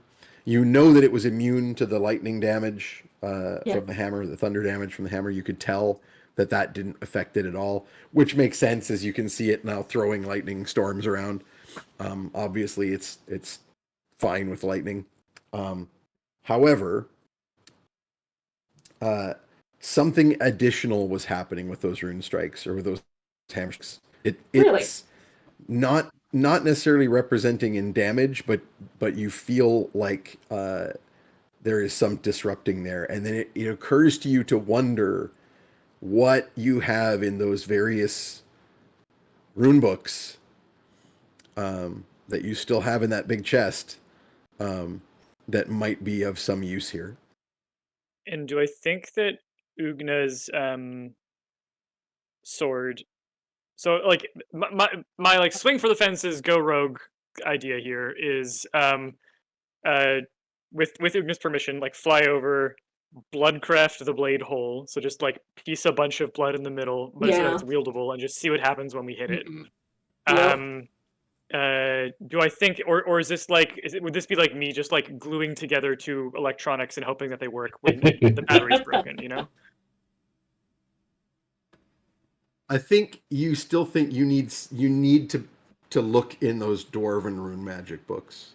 Okay, so then I I think think you would think you need to know more about this to try something like that. You think that you could maybe temporarily do something, but you would need to be sure, because you even know what the runes that were on that missing section are. Right, yeah. Right? We found out the whole 'Cause name you of the had sword. you had that vision where Yeah. you got to see the entire set of runes. Yeah. So you could craft that with the blood magic, but you know that there's more to rune magic than just like if all it took for rune magic was to replicate the runes, Yeah. and anyone who's Anyone ever could do seen it. these runes could just do it. But it's a lost art for a reason. All right. I can reinvent that in the next 6 seconds. Yeah, it'll be fine. I'm a confident white man, you know. How hard feels could it impossible to possibly me. be? A white man. WIGHT. Yeah, Mhm. yeah. Yeah. Hey. Yeah, it's like, the dwarves have lost this magic, Yeah. but they weren't you. Yeah, They yeah, didn't yeah, have yeah. your privilege. Yeah. Actually, I am. I mean, you know, one person technically said that I'm a shaman now, so you know that Oh, yeah. counts. I paid one person on the internet Uh-huh. to give me a certificate that says that I'm actually a shaman and I'm more authentically able to do this than people from the culture. So here we go. Yeah, you did 23andMe. You got like 2% dwarf. Yeah. Mhm. I lost my status card. My great grandmother so was a dwarf princess. I'm expecting those undead powers to just be like Yeah. gifted to me by some patron. Yeah, I'm gonna do some blood magic quantum. Yeah. Oh boy. Blood quantum magic. Excellent. All Good. right. I am at. Wow. That's the episode title. That's beautiful. I love it. Okay, so then I'm just gonna Okay. spend my turn. I'm gonna hit the deck, like actually go down below the level of the castle wall or whatever the barricade is, so that I'm not a target. Because I don't want to have everyone fall out of the sky in the middle of this combat. Yep. I think Pernie is going to try to usher Lucretia down so that she's also staying. Does she need to have a line of sight for concentration? Yeah, she needs. No, I don't think so. I think she can just concentrate. So I think Pernie's going to try and pull her down with him. Actually, you know what? This is a fun family project. She's really smart. She knows a ton about magic. Doing book stuff under pressure. Lucretia, I've been trying to understand rune magic. A member of our company has access to a rune magic blade, and we might have to try and fix it if we're going to have a chance of dealing with this thing. Can you help me? Slapping open the book, slapping open the other one, and just starting to like decipher as I can, and try and keep us. Yeah, down. you might not have the books on hand, but like because of the nature of your home, you can like call out to Slimeworth and the librarian and say, "Bring me that book from my room," and it just instantly. Just a train of ghosts, Fantasia style, wafting books up the stairs toward us. The thing in the darkness just reaches out of a box with the book and hands it to you. That whole deal. Okay, so you set that into motion. Lucretia's next. Lucretia is going to. Oh, can I do Arcana about this now, or do I? actually Yes. turn? Well, it'll be on your next turn, but Lucretia is going to aid you on this. Okay. So there's going to be like a significant role. There's no better father-daughter bonding experience than like Yeah. researching arcane tomes under pressure. Yeah. Yep. Next up is Morgan.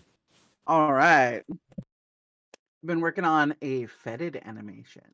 Ooh, So look you can forward to now that. see, Morgan, that Ugna has been grappled by this thing and is trying to continue wailing on it with her hammer.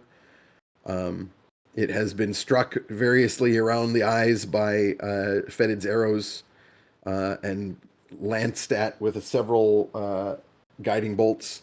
It is still very, very much kicking. It is not even bloodied. And how far away is the caster at this Like point? more than a mile. Like you guys Okay. haven't gotten any closer to him because you're dealing with Okay. this Yeah. this Cthulhuoid thing, Okay. and he is in the process of leaving. Okay. I think I'm going to haste Ugna. I think that's our best bet. Ugna does I have think a that's a magical smart weapon, one. right? Yep. Yeah, I will haste One that seems to be Ugna. doing good damage to this call. thing. Yeah. Yeah, Good call. like haste. This is a good one. Okay, so um, you're going to have to get a lot closer to Ugna, but you do have the ability. Yeah. I'll Now fly there and you're on Ollie's back. You're not flying under your own oh, power. that's true. That's true. But you do have your leaping and can potentially just do a jump towards the docks and get close enough. You got to be 30 feet from Ugna to cast this spell. Could I move, leap, Misty Step Yeah. back? Oh yeah. Is that enough Yeah. movement Yeah. to go in range and go back? I think I'll Yep. do that. I'll use So my once without. you can even like using leap long rest. over the wall so you can get close enough to cast it, but then Misty step back Yeah, on the other side of the force wall. yeah, I think I'll do that. Okay, so with Fetid hanging back a bit on Ollie's back, shooting these arrows over top of the wall, you just stand up on Ollie's back and do a super distant leap with your magical ring of jumping and falling. So that basically acts as a jump spell. You're not going to be able to do the Misty Step back immediately because using your ring takes a bonus action. Oh, So you won't have a bonus action left for the Misty Step. But you can just get over there and cast the spell on Ugna and then look to get back. Honestly, I cover. think 30 feet. 30 feet should be able to reach Ugna from behind the wall. okay. I'll do from behind wall. Because in fact, this thing I actually should have said last turn. I think having in addition to like grappling at Ugna, this thing is also trying to climb or starting to climb the wall. Right. Don't like that. Nope. Probably shouldn't let it So you can get behind the force wall and be pretty close to it to Just cast your imagining like an haste spell. octopus Yeah. climbing out of a glass tank. Yep. Yeah, Very I'll much do so. that. Okay. So haste spell on Ugna, willing creature. Plus 2 bonus Alina, AC, advantage on yours- dex save throws, Yep. additional. and an additional One extra action, which is lovely. So your speed is doubled, plus 2 AC, so it's now Nice. 19 or 21 with the shield. Oof. Advantage on dex saves and gain the additional action on each turn, which can only be used to action, make an yeah. attack, dash, disengage, hide, or use an object. Yeah. Attack is a 1-weapon attack only. Yes. Well, I got the hammer. Yeah. So, yes, haste has been installed. Next Nice. up is the Kraken, or whatever Cthulhuoid thing. I'm using Kraken stats because it's easier. But the Cthulhuoid thing is going to indeed begin climbing up and over Arga. this 20-foot wall of force. As it's doing so, hails of arrows come flying out of the various buildings, towers, arrow slits. But they're all just harmlessly skipping off of its hide because they're not magical attacks. As the city guard try to do something, just peppering it with arrows. But it's having no significant effect. As it comes over the wall, it's going to do several things. It is going to attempt to swallow Ugna. Oh boy. No. So Oh, while you're boy. there in its Pretty tentacle, inside. it's Haven't gonna we like, I all- mean, yeah. Haven't we all tried at one point? I mean, I'll be hasted No. inside it, so maybe that's good. It's gotta be That's squishy what in there. he said. if the target is a larger, smaller creature, it can be swallowed with a bite attack. So this is an attack roll with a plus 17 to hit. Oh god. Jesus. I have 19 AC. It could roll a 1. Or 21 if you got the shield going. Yep. I do It not. would I did a have 2-hand to attack roll- last time. All right. Well, in that case, it hits you. Silvery No. barbs. I New will roll round, again silvery because of barbs. silvery barbs. But it's gonna have to roll a 1 basically to miss. Yeah, Yeah, still basically. hits. So, Yeah. yeah. Plus 17 I means wouldn't like, know that in Yeah. character. Oh, that's She'd true. be like, Yeah, you that's know, don't eat Ugna! Okay. Yeah. 23 points of damage Oh boy. from Not looking great. the maw of rubbery maw full of teeth. And while you are in this, so basically the grapple ends. Yeah. Um, I am now consumed. you are while swallowed, blinded and restrained. However, you also have total cover against attacks from outside of the creature. However, you're also going to take acid damage at the start of each of its turns That's what I after this figured. round. That's what I figured. Okay. Yeah. So that's its action. And in addition to that, yeah, that's all it's going to do on its action, other than climbing over the wall and into the city and immediately like start crushing buildings with its tentacles just through movement alone. Next up is Secus, who's going to quietly say, "This is not good." Very, very What do helpfully. you think? Thanks, dude. What spells are useful? It is going. He's going to fly closer to it and use harm. He's going to use his 6th level spell slot. I love that spell title. Harm. What does it do? Well, Can you guess? it doesn't help. So the creature gets a Constitution save.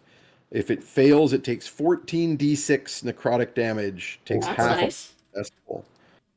That is So harmful. it does have a very good saving throw, though. Constitution save DC 17. It has a +8. So it needs a you have 9 an to cover. advantage because of silvery barbs. You're Or not not going to give. advantage, but Yeah, it doesn't. That he doesn't make a roll. It's the creature that gets. no, the but roll. like just You're not remember going to give for yours, advantage. Yeah. So who are you giving advantage to? Ugna. Ugna, Ugna has gotcha. advantage to hopefully but I- resist any of that poison Yeah. and whatever. I also had given myself advantage with fainting attack. Yep. It makes it saving So- throw. Peter, can you please roll 14d6 damage for me, and then we'll have it. Sure. I'm gonna do this one You can digitally. make That is a lot of d6s to manually roll. So it's 44 before the halving. So 22 points of damage is pretty good. He had to get within 60 feet to cast that, but he's still flying, so that's all good.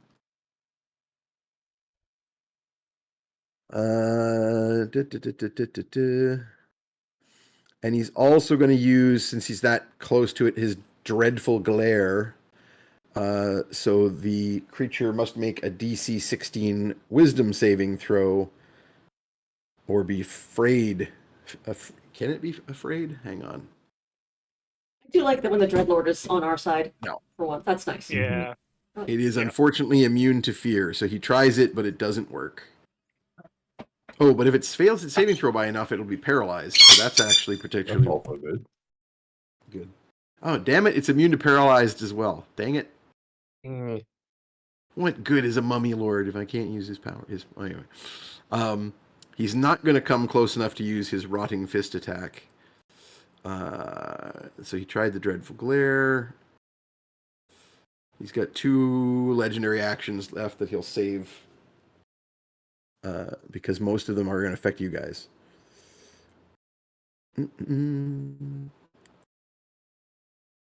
Yeah. Okay.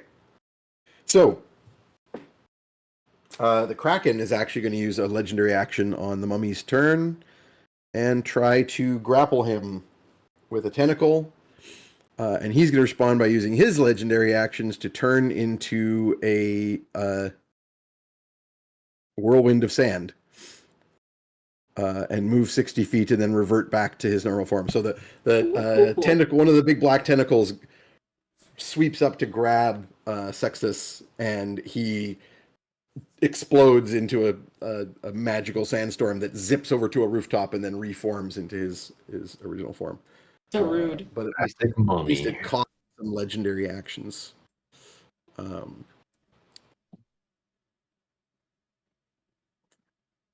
right. That's Sextus. Next up is the remaining baddies, but they're going to basically just move into the woods and leave your line of sight. So the sorcerer disappears, although you're not looking at him anymore because you dropped down out of harm's way, Copernicus. But they all disappear into the woods. And then the various soldiers are going to continue trying to fight this thing, shooting arrows at it, a couple ballistae on a couple towers. But since they're all non-magical weapons, they do nothing. And Ugna is next. Well, I had previously shoved the shard of my mother's sword into my shirt to hide it from Lucretia. So as I'm like bound up inside this thing's mouth, I'm going to grab it, I'm going to stab it into the throat, and I'm going to use my hammer like a python, like I'm driving a python into a stone wall, and drive it into this thing's throat. 3 times. You can, in fact, attack with disadvantage, which is canceled by the advantage that I have from Silvery Barbs and or my superiority point.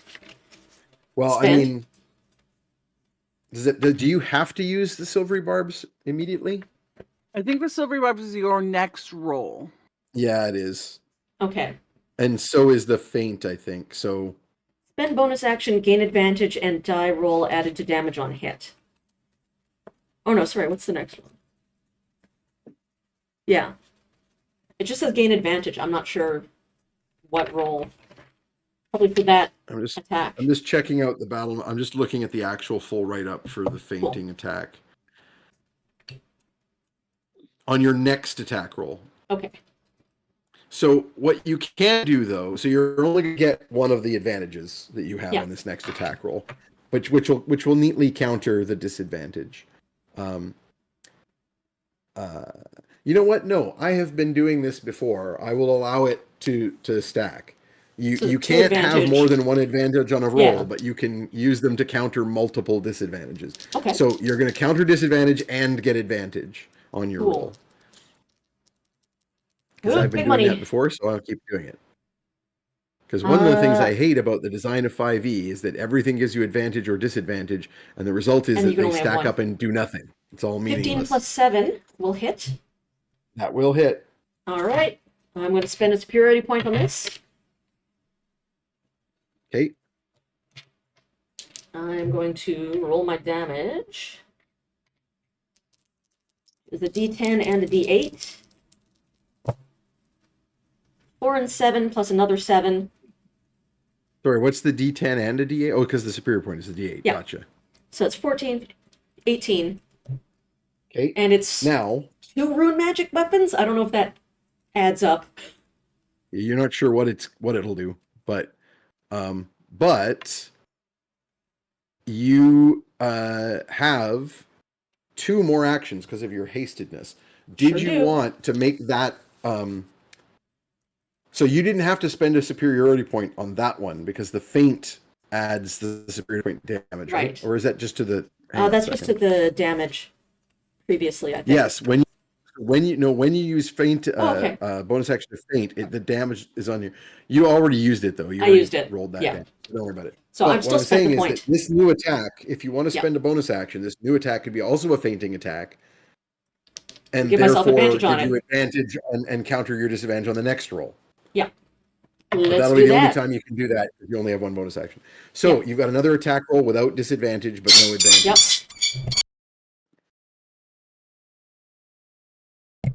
Yep. 12 plus 7. That'll hit. That'll hit? Okay, cool. Armor class Second is verse, still, same as the first. 18.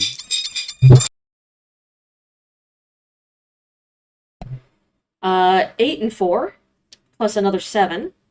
So 15, 19. Oh, I just realized you have you actually have 2 disadvantages in here because you're blinded and restrained. In that first attack, I'm just going to let the roll stand because you rolled twice, but it didn't really matter. Yeah, I'll roll a second die on this one, and if it's worse than the other one. Yeah. That's a nat 20, so you don't get my nat 20. Exactly. So disadvantage just means you didn't get a nat 20. All so right. your second attack damage. So first attack damage was... I don't remember what I rolled last time. It was a 7 and a 4, I believe. 14. So 18? 16? Yeah. Or 18 damage? And this one's a 7 and a 4, so 19. 18 or an 8 19, and a 4. Yeah. 18 and 19? Yep. 37 damage. Your haste gives you another attack. That's what I'm doing. I'm at disadvantage this time, though. You're at disadvantage. And you can't counter it with an inspiration because Nope. you'd have to counter 2 of them. But you only roll 1 disadvantage, even though you're blind and restricted. No, I miss on that one. It's a 4. A 17 and a 4. Do you wish to use your action surge? Sure do. All right. This is the time for it. Because you're hasted, your action surge covers everything, even your bonus action, so you can do another feint if you want as well. Oh, nice. Well, why don't I do that? Now, that only counters one of your 2 disadvantages, but if you do that, you can then spend one of your inspirations to actually counter disadvantage. Sure.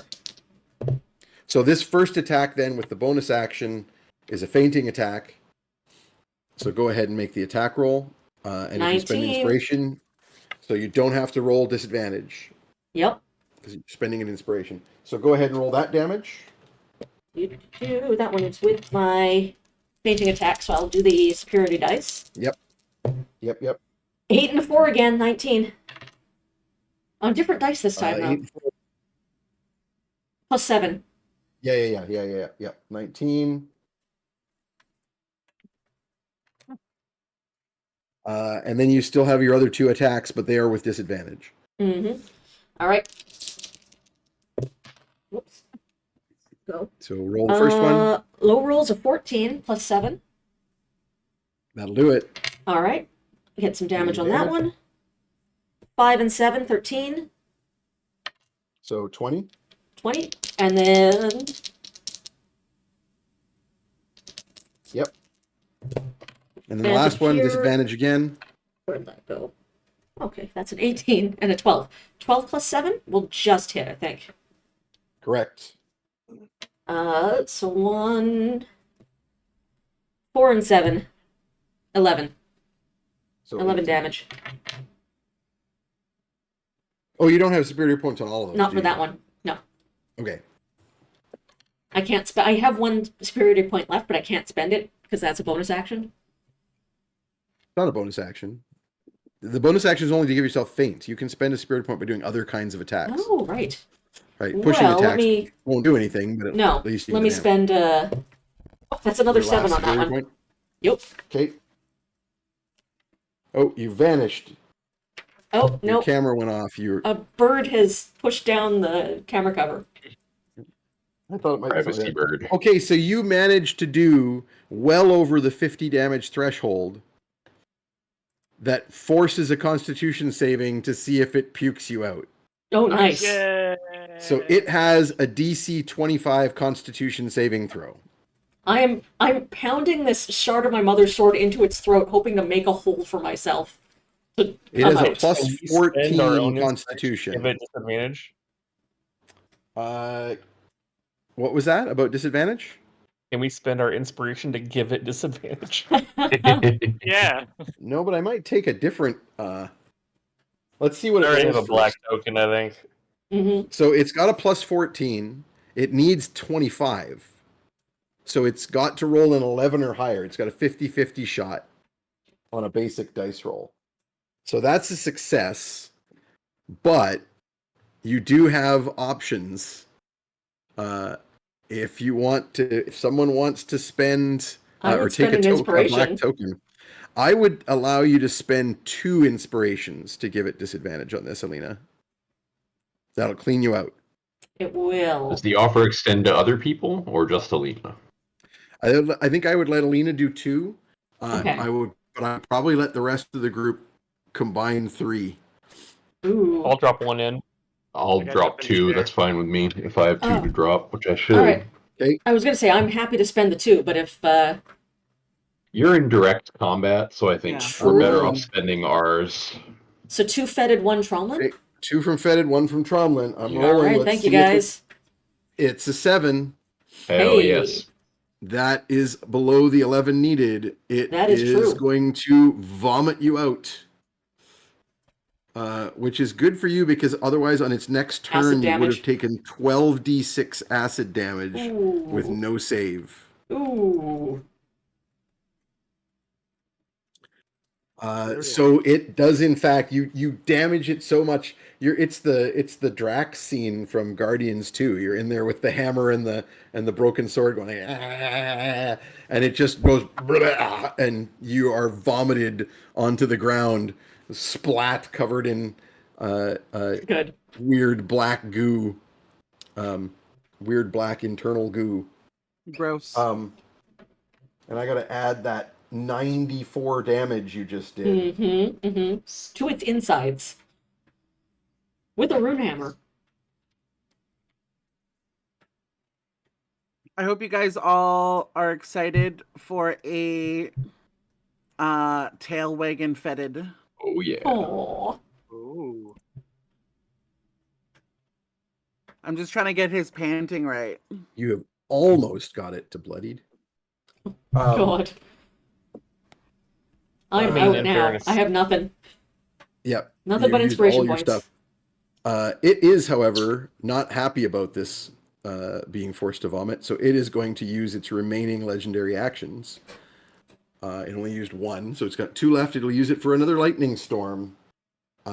So Ugna, you are being struck again by a magical bolt of lightning. You need to make a Dex 23 saving throw, DC 23 I saving throw. have Remember, advantage because of you have haste. advantage on Dex saves because of your haste. I rolled a 19, so I'm laughing. That breaks 23, so you're going to Yep. take half damage.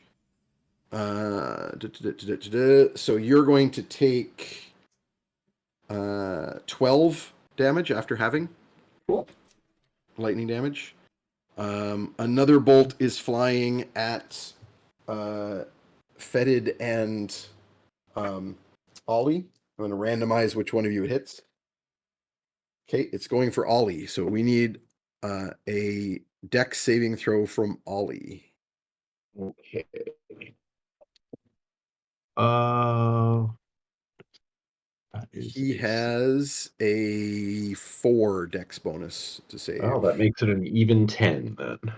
That ain't gonna cut it, so he'll take the full 24 damage. Oof. Sorry, He's struck buddy. by a lightning bolt. Oh. He's displeased about it. He snarls. And the third one is going to fly at Sextus, is the most obvious opponent.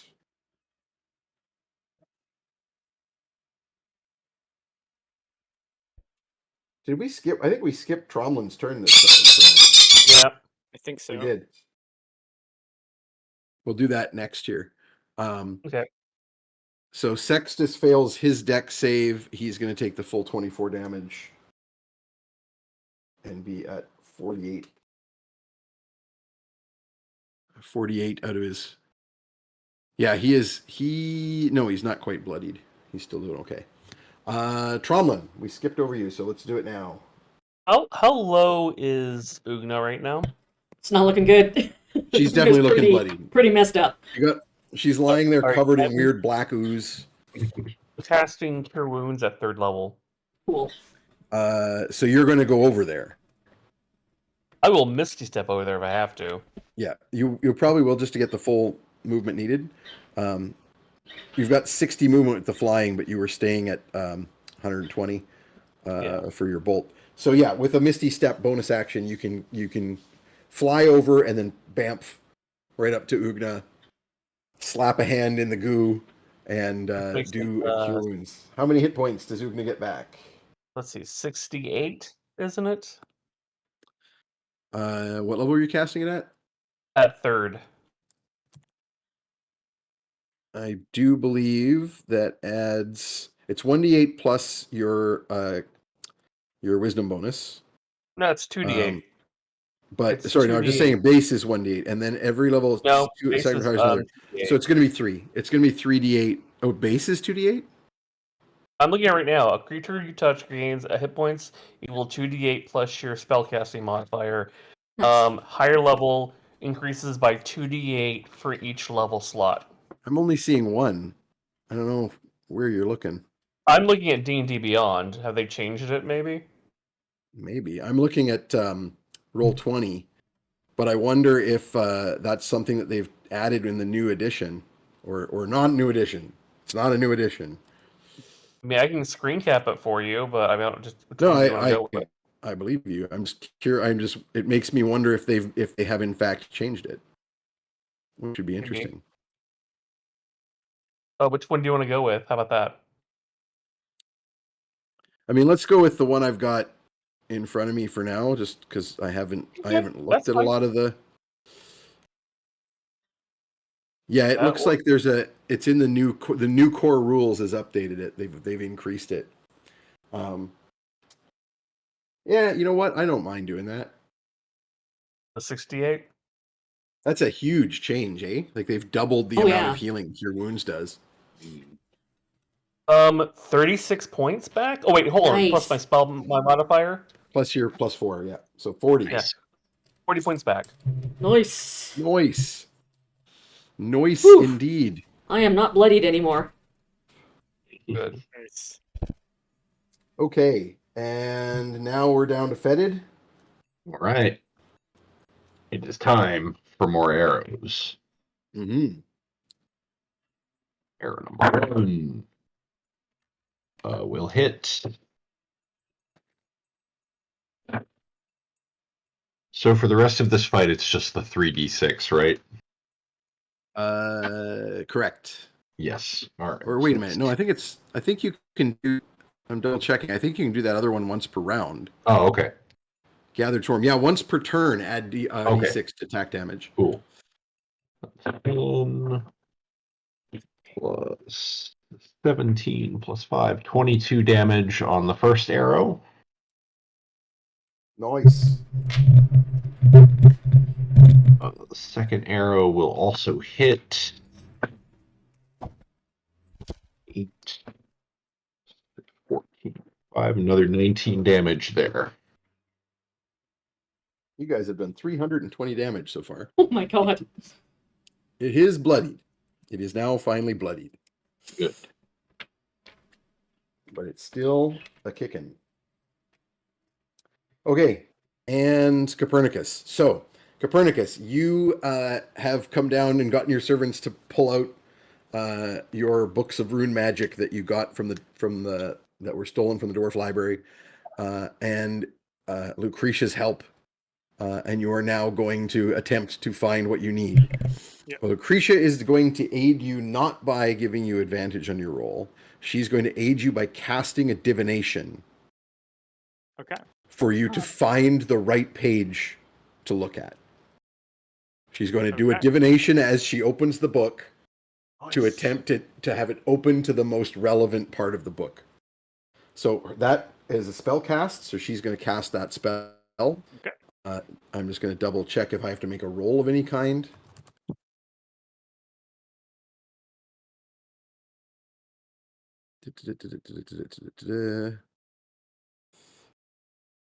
Nope. Just straight up. As long as we don't repeat cast it. Yep. So she is doing the divination, and she opens the book in front of you and shows it to you, the section that you're in. And now you can make an Arcana check. Do I have advantage from the divination, or is it still just for raw dogging it? Let's just roll the base Arcana first. All right. I think Raw dogging Arcana, the Pernie I'm story. just trying to decide if aiding you usually requires an action, and she only has the one, right? Okay. She can't. Well, I wasn't sure if basically being open to the right page already mechanically. It's basically allowing you to do this in a round instead of doing this in like several minutes that is of the benefit. research. Got it. Okay, It's making it possible. making it possible. Well, that did not go well. So it's a 3 on the die for a 13. I think it's not this round. Are you willing to take any sort of measures to try and make this happen? I believe I have room for a black token, correct? Mm-hmm. Okay, so we're cutting deals here, DM. So I'm not going to do a black token for a reroll. It's going to be bigger than that, obviously. No, I know. So here are things that are interesting to Copernicus in this moment. Definitely a way to activate some amount of the power imbued in the rune magic blade, and also if this is like an ancient older entity creature, Pernie really is shopping for a new patron. So a chance to give it a business card is certainly in his on his mind. But the bigger very priority, black I think, tokeny. yeah. I'm going to give you. Okay, so here's what I'm going to do. Here's what I'm going to do for you with that black token. I'm going to waive the roll if you spend the black token here, but I am also going to give you basically a secondary effect of an Arcana check, which is finding out more about this thing. Right. So obviously you don't even know if this is a thing that can be given a business card, but you can certainly learn what you seek Just about this. Open your mind to this it. That's probably entity. fine.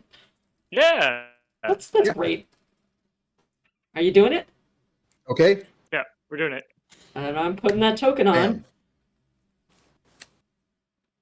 So we'll talk later about what you learn about this entity as you're exploring the rune magic. But in the immediate effect here, you figure out what you need to forge the rune weapon, which you can do using your blood magic because you can blood craft that section of the sword to at least temporarily fix it.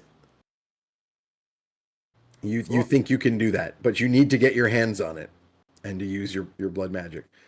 You still have your movement if you would like to fly in that direction. I fly 60 feet towards Ugna, and I say, Ugna, I think I can reforge. I think I can reforge it. I think I'm going to not say what it is out loud, just because I know that Ugna is protective of it. But may I borrow it just for a moment?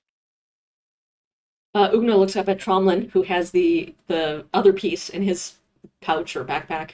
And she just holds up the handle with the little chunk of blade that's broken off.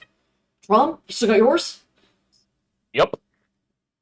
Start of the next round is Lucretia's turn again, because that was a held action. Right. Lucretia is going to teleport you to Ugna. Ooh, so going to use the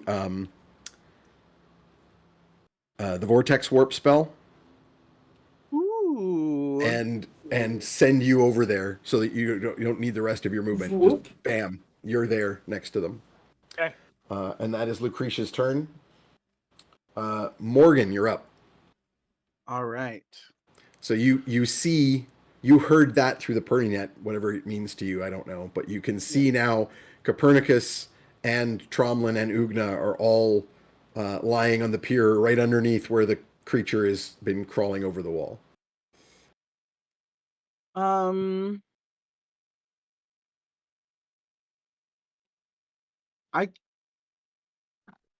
I heard that she's vortex warping. Well, you just saw I the saw vortex warp. You saw Copernicus teleport to that spot. I kind of want to just push it back further. You want to just you want to try to do a vortex warp on the On creature it, yeah, and see if you can get it to a just better spot, or like move it further back. its movement isn't that much though. Like of a different, like 90 feet to us is not 90 feet to it. So I don't True, think. but if like you've seen it slinging lightning around and stuff, but if Yeah. it's far enough behind the force wall, Yeah. it can't come Yeah. through the wall, right? Like it can't attack through the Okay. wall. It would Yeah. have to use all of its movement and come back over the wall. So Yeah, it's I'll vortex warp. potentially worth it. The issue is that it's probably got a saving throw, right? Yeah, but that's Yeah. used up for other Yeah. shit. Yep, it's got a Constitution saving throw. What's your DC? My DC is 17. 17, and it has a plus 14 Constitution save. Yeah. So let's see what happens. I'm rolling. I only rolled a 5, but that's a 19 total. Wild Magic Surge. Ooh. Oh, interesting. Ooh. I got some beautiful, beautiful new dice for Oh, Christmas. pretty. Ooh. You can, the green screen's kind of take them out. They're that magical in real life, actually. Cool. So you're going for a you're going for the wild magic luck, forcing a reroll here. Do you also want to use your reaction to give it a D4 penalty on the roll? Wish. Sir, do not bite my camera. It's. Don't bite it. I kind of want to save my reaction for saving someone if I have to, so I won't. So I'll roll my D10 for the first part of that. Yep. 100. That's an 8, so 80. 88.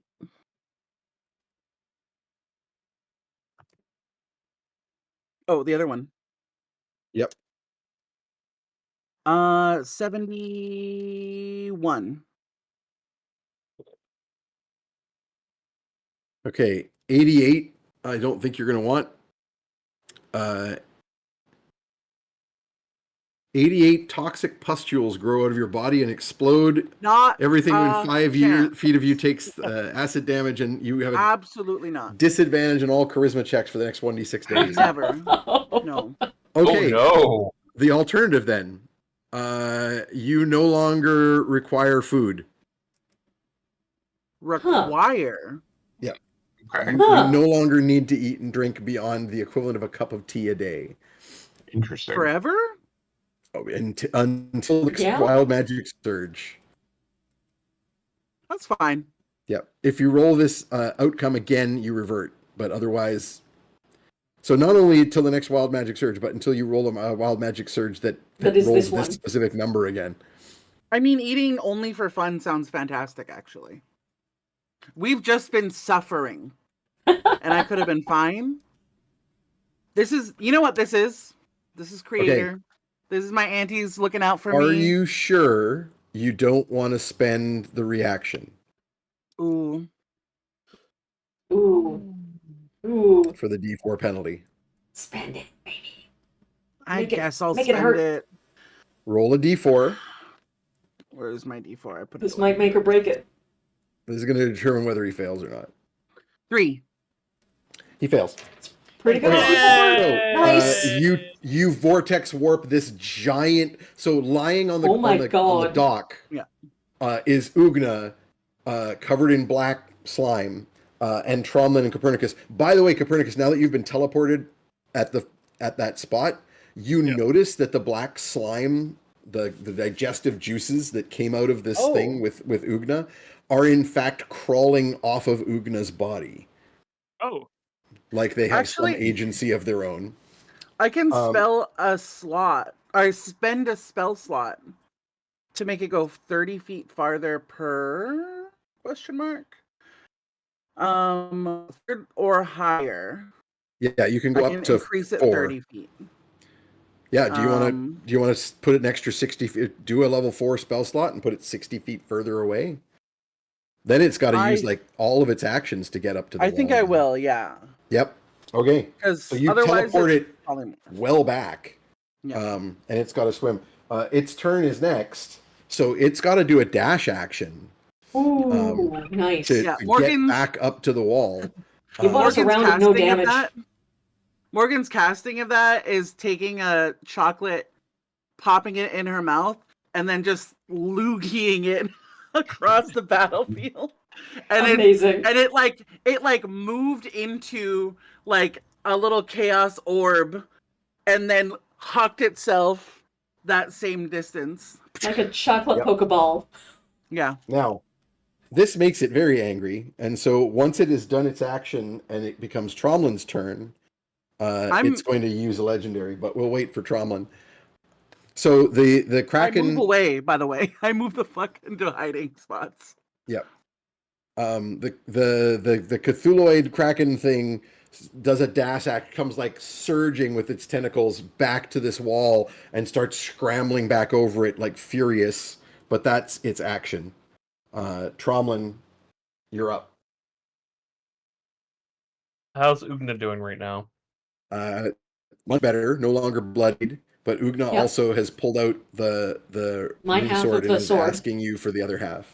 I pull out my half. And would mending work on this?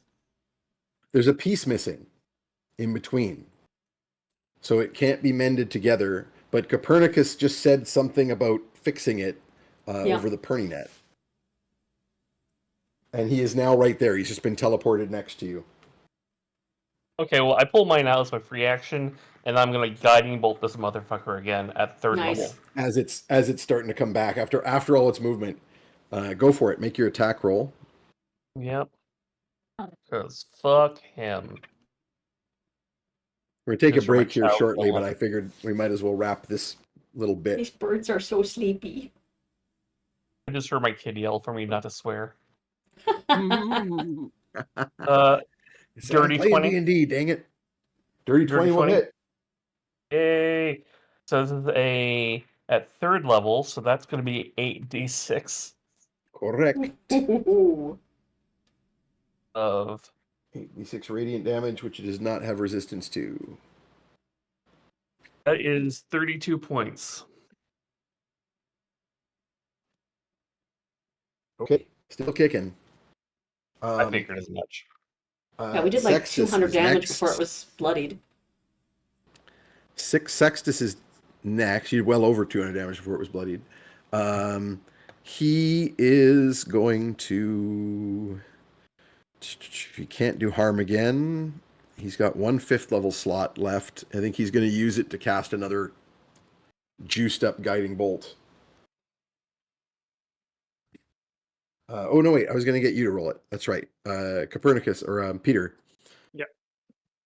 I'm 8d6. gonna do the same thing. No, to roll the attack roll to see if he Okay. hits. And is there advantage on this from the previous guiding bolts? Oh yeah, I guess so. This is the next attack against him. Okay, Yeah. that's So, good yeah. because the first roll is a 2. That won't hit. Second Is it roll plus is 9? 6. +9 won't cut it. Yeah. He misses. My dice Curses. have really been letting me down tonight. He says, curses. Next up, the various people of town as it comes surging back over the wall, peppering its face with arrows, trying to at least distract it, slow it down, or something. Ugna, you're up next, and at this point, it's time for a legendary action. Oh ho ho. More It lightning? is going to throw another set of 3 lightning bolts around, and it's Mm-hmm. going to do a tentacle attack on you. Ooh. So it is throwing a lightning bolt at.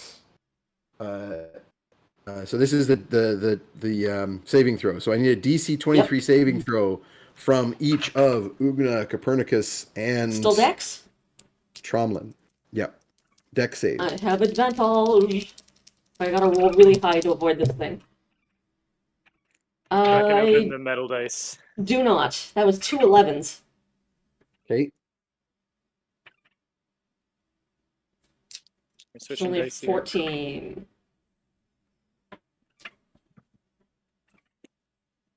It's You are going cocked. to take 30. Owie! Of my 53 hit points. I also fail. You also take 30. Ooh. I rolled a Concentration 21. check. I believe that fails. Then you also take 30. Okay. 30 lightning damage. You take 30 lightning damage, and you take 30 lightning damage, and I you passed the take 30 lightning concentration damage. check again. Okay, flight has not been lost. And then Ugna is being Tentacle. attacked with the tentacle attack. Is this also a dex? Or is this Nope, just this an is an attack? attack roll for it, and it hits. It has a so plus you are like once 17, again so yeah. being grappled. You are once again All being right. grabbed by a tentacle, and you are going to take 20. Can I spend a free action bludgeoning to damage. drop my mother's sword as I'm yoinked away by the tentacle? Yes, you could do that. Cool. So it clatters on the ground in front of Tromlin. Alternatively, honestly, Tromlin and Copernicus are both flying, so they could just stay with the sword, whichever you want. It's more cinematic if I get yoinked away. Drop it to them. Yeah, Okay. Ugna, it's your turn next. it But is. Copernicus hasn't fixed the sword yet. Do you want to hold your No. action? Yes. On the Until off his chance they turn. can like throw me the blade or something. Yep. Well, Fetid also gets to go next. So Fetid Man. could also hold Hold action on. until the sword is fixed and potentially do something to aid. I think that's a good idea that I will be stealing from the DM. Oh, boy. They're very small. In which case, Copernicus, you're up. I I am need an at, Arcana check. I need a very important Arcana check.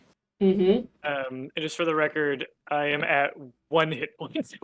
Oh my god. Good lord. Oh no. 1 hit point, baby. So this blood Okay. magic is gonna put me under. This is Leave. Pernie's The camera Pernie's on. signing off. Good night. Okay. Very important check. No Speak inspiration. out. Do not put your butt Metal on the dice. camera. Metal dice. Do me proud. I am going to give you inspiration on this because of the black token you took. Okay, that's very good because I just rolled a 1. Yeah, don't do that. All right, we're gonna try my other metal dice.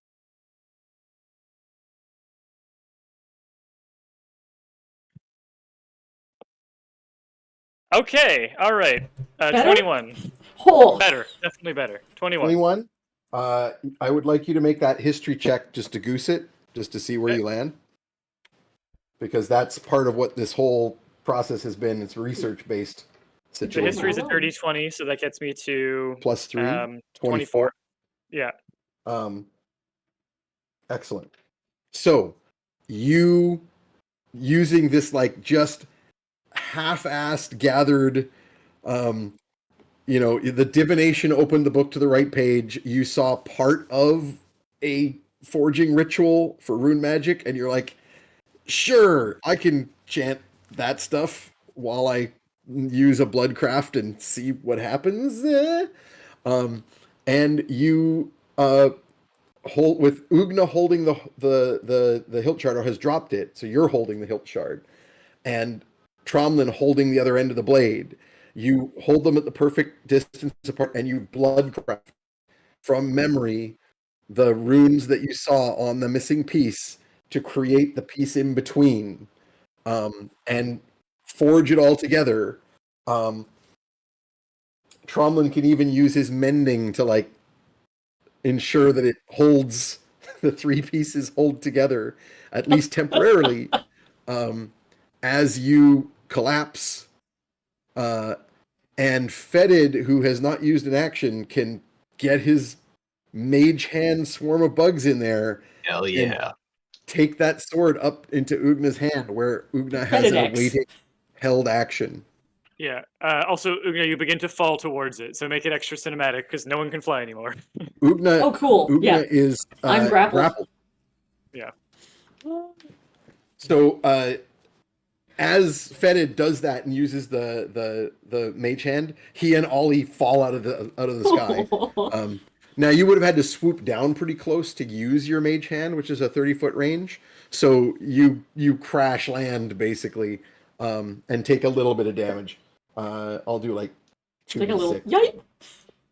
Yeah. So you and Ollie each take 6 damage from face planting out of the fly. Copernicus falls unconscious. And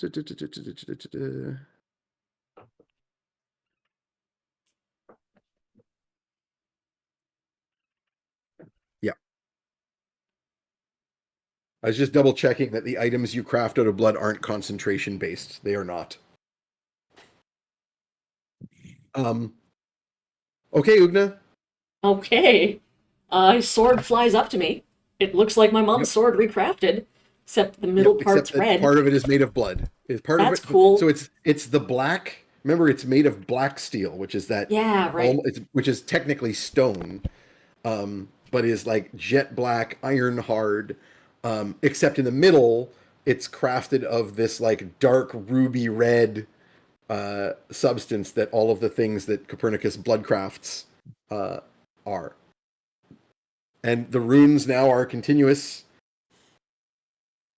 You feel it thrum with power as you grip it. I grip it, and I will yell, Raku Bar! As I slash it down at this thing, at whatever fleshy part of it is nearest. Yeah. Roll me an attack roll. Yep. I think just a... Nat 20, y'all. Yeah! Nat 20! Do you want to spend... You're disadvantaged by being grappled. Do you want to spend inspiration so you don't have to reroll that? Absolutely. That is So a you bargain. counter the disadvantage with an By inspiration. being awesome. And the Nat 20 stands. You Nat drive 20. this sword into its face as the maw opens to swallow you again, because obviously that's what it was going to do on its attack. And the sword flashes with dark energy. Morgan, you recognize that as basically the same effect from the vision when the sword was used to shatter the orb. And the entire creature shatters like that orb did. Oh my god. And there's a burst of dark energy and flame that flies out from the creature's body and into the center of the lake, which is still roiling, and it becomes just this whirlwind that will threaten to suck Ugna down into the depths. Good. That's cool. The next person up, though, Fetid didn't use his whole action. True. He used his mage hand. Once per turn, without spending an action, you can move a target 15 feet. I think it is using definitely your bug time swarm. to attempt to Not reel Ugna back in. Yeah. So By the way, Ugna, as this thing explodes and you are falling into the whirlpool, you are caught by a swarm of vermin and bugs. Amazing. And yanked back. Lucretia I let will out like drop a hoof of breath and then I go, thanks, Fetid. So I'm like and you land floating on on the shore. cockroaches. Let's take our break here. Ooh. That was a great point to take a break, and then we'll have a very short second half here. All right. with a animated Fetid. Is animated go anybody?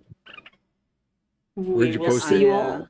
Oh, in I the am General? about to publish it in another program, so Excellent. we'll Nice. see it soon. So Nice. we'll show it off after the break. Yeah. All right. Back in 10, folks. See you later. Bye.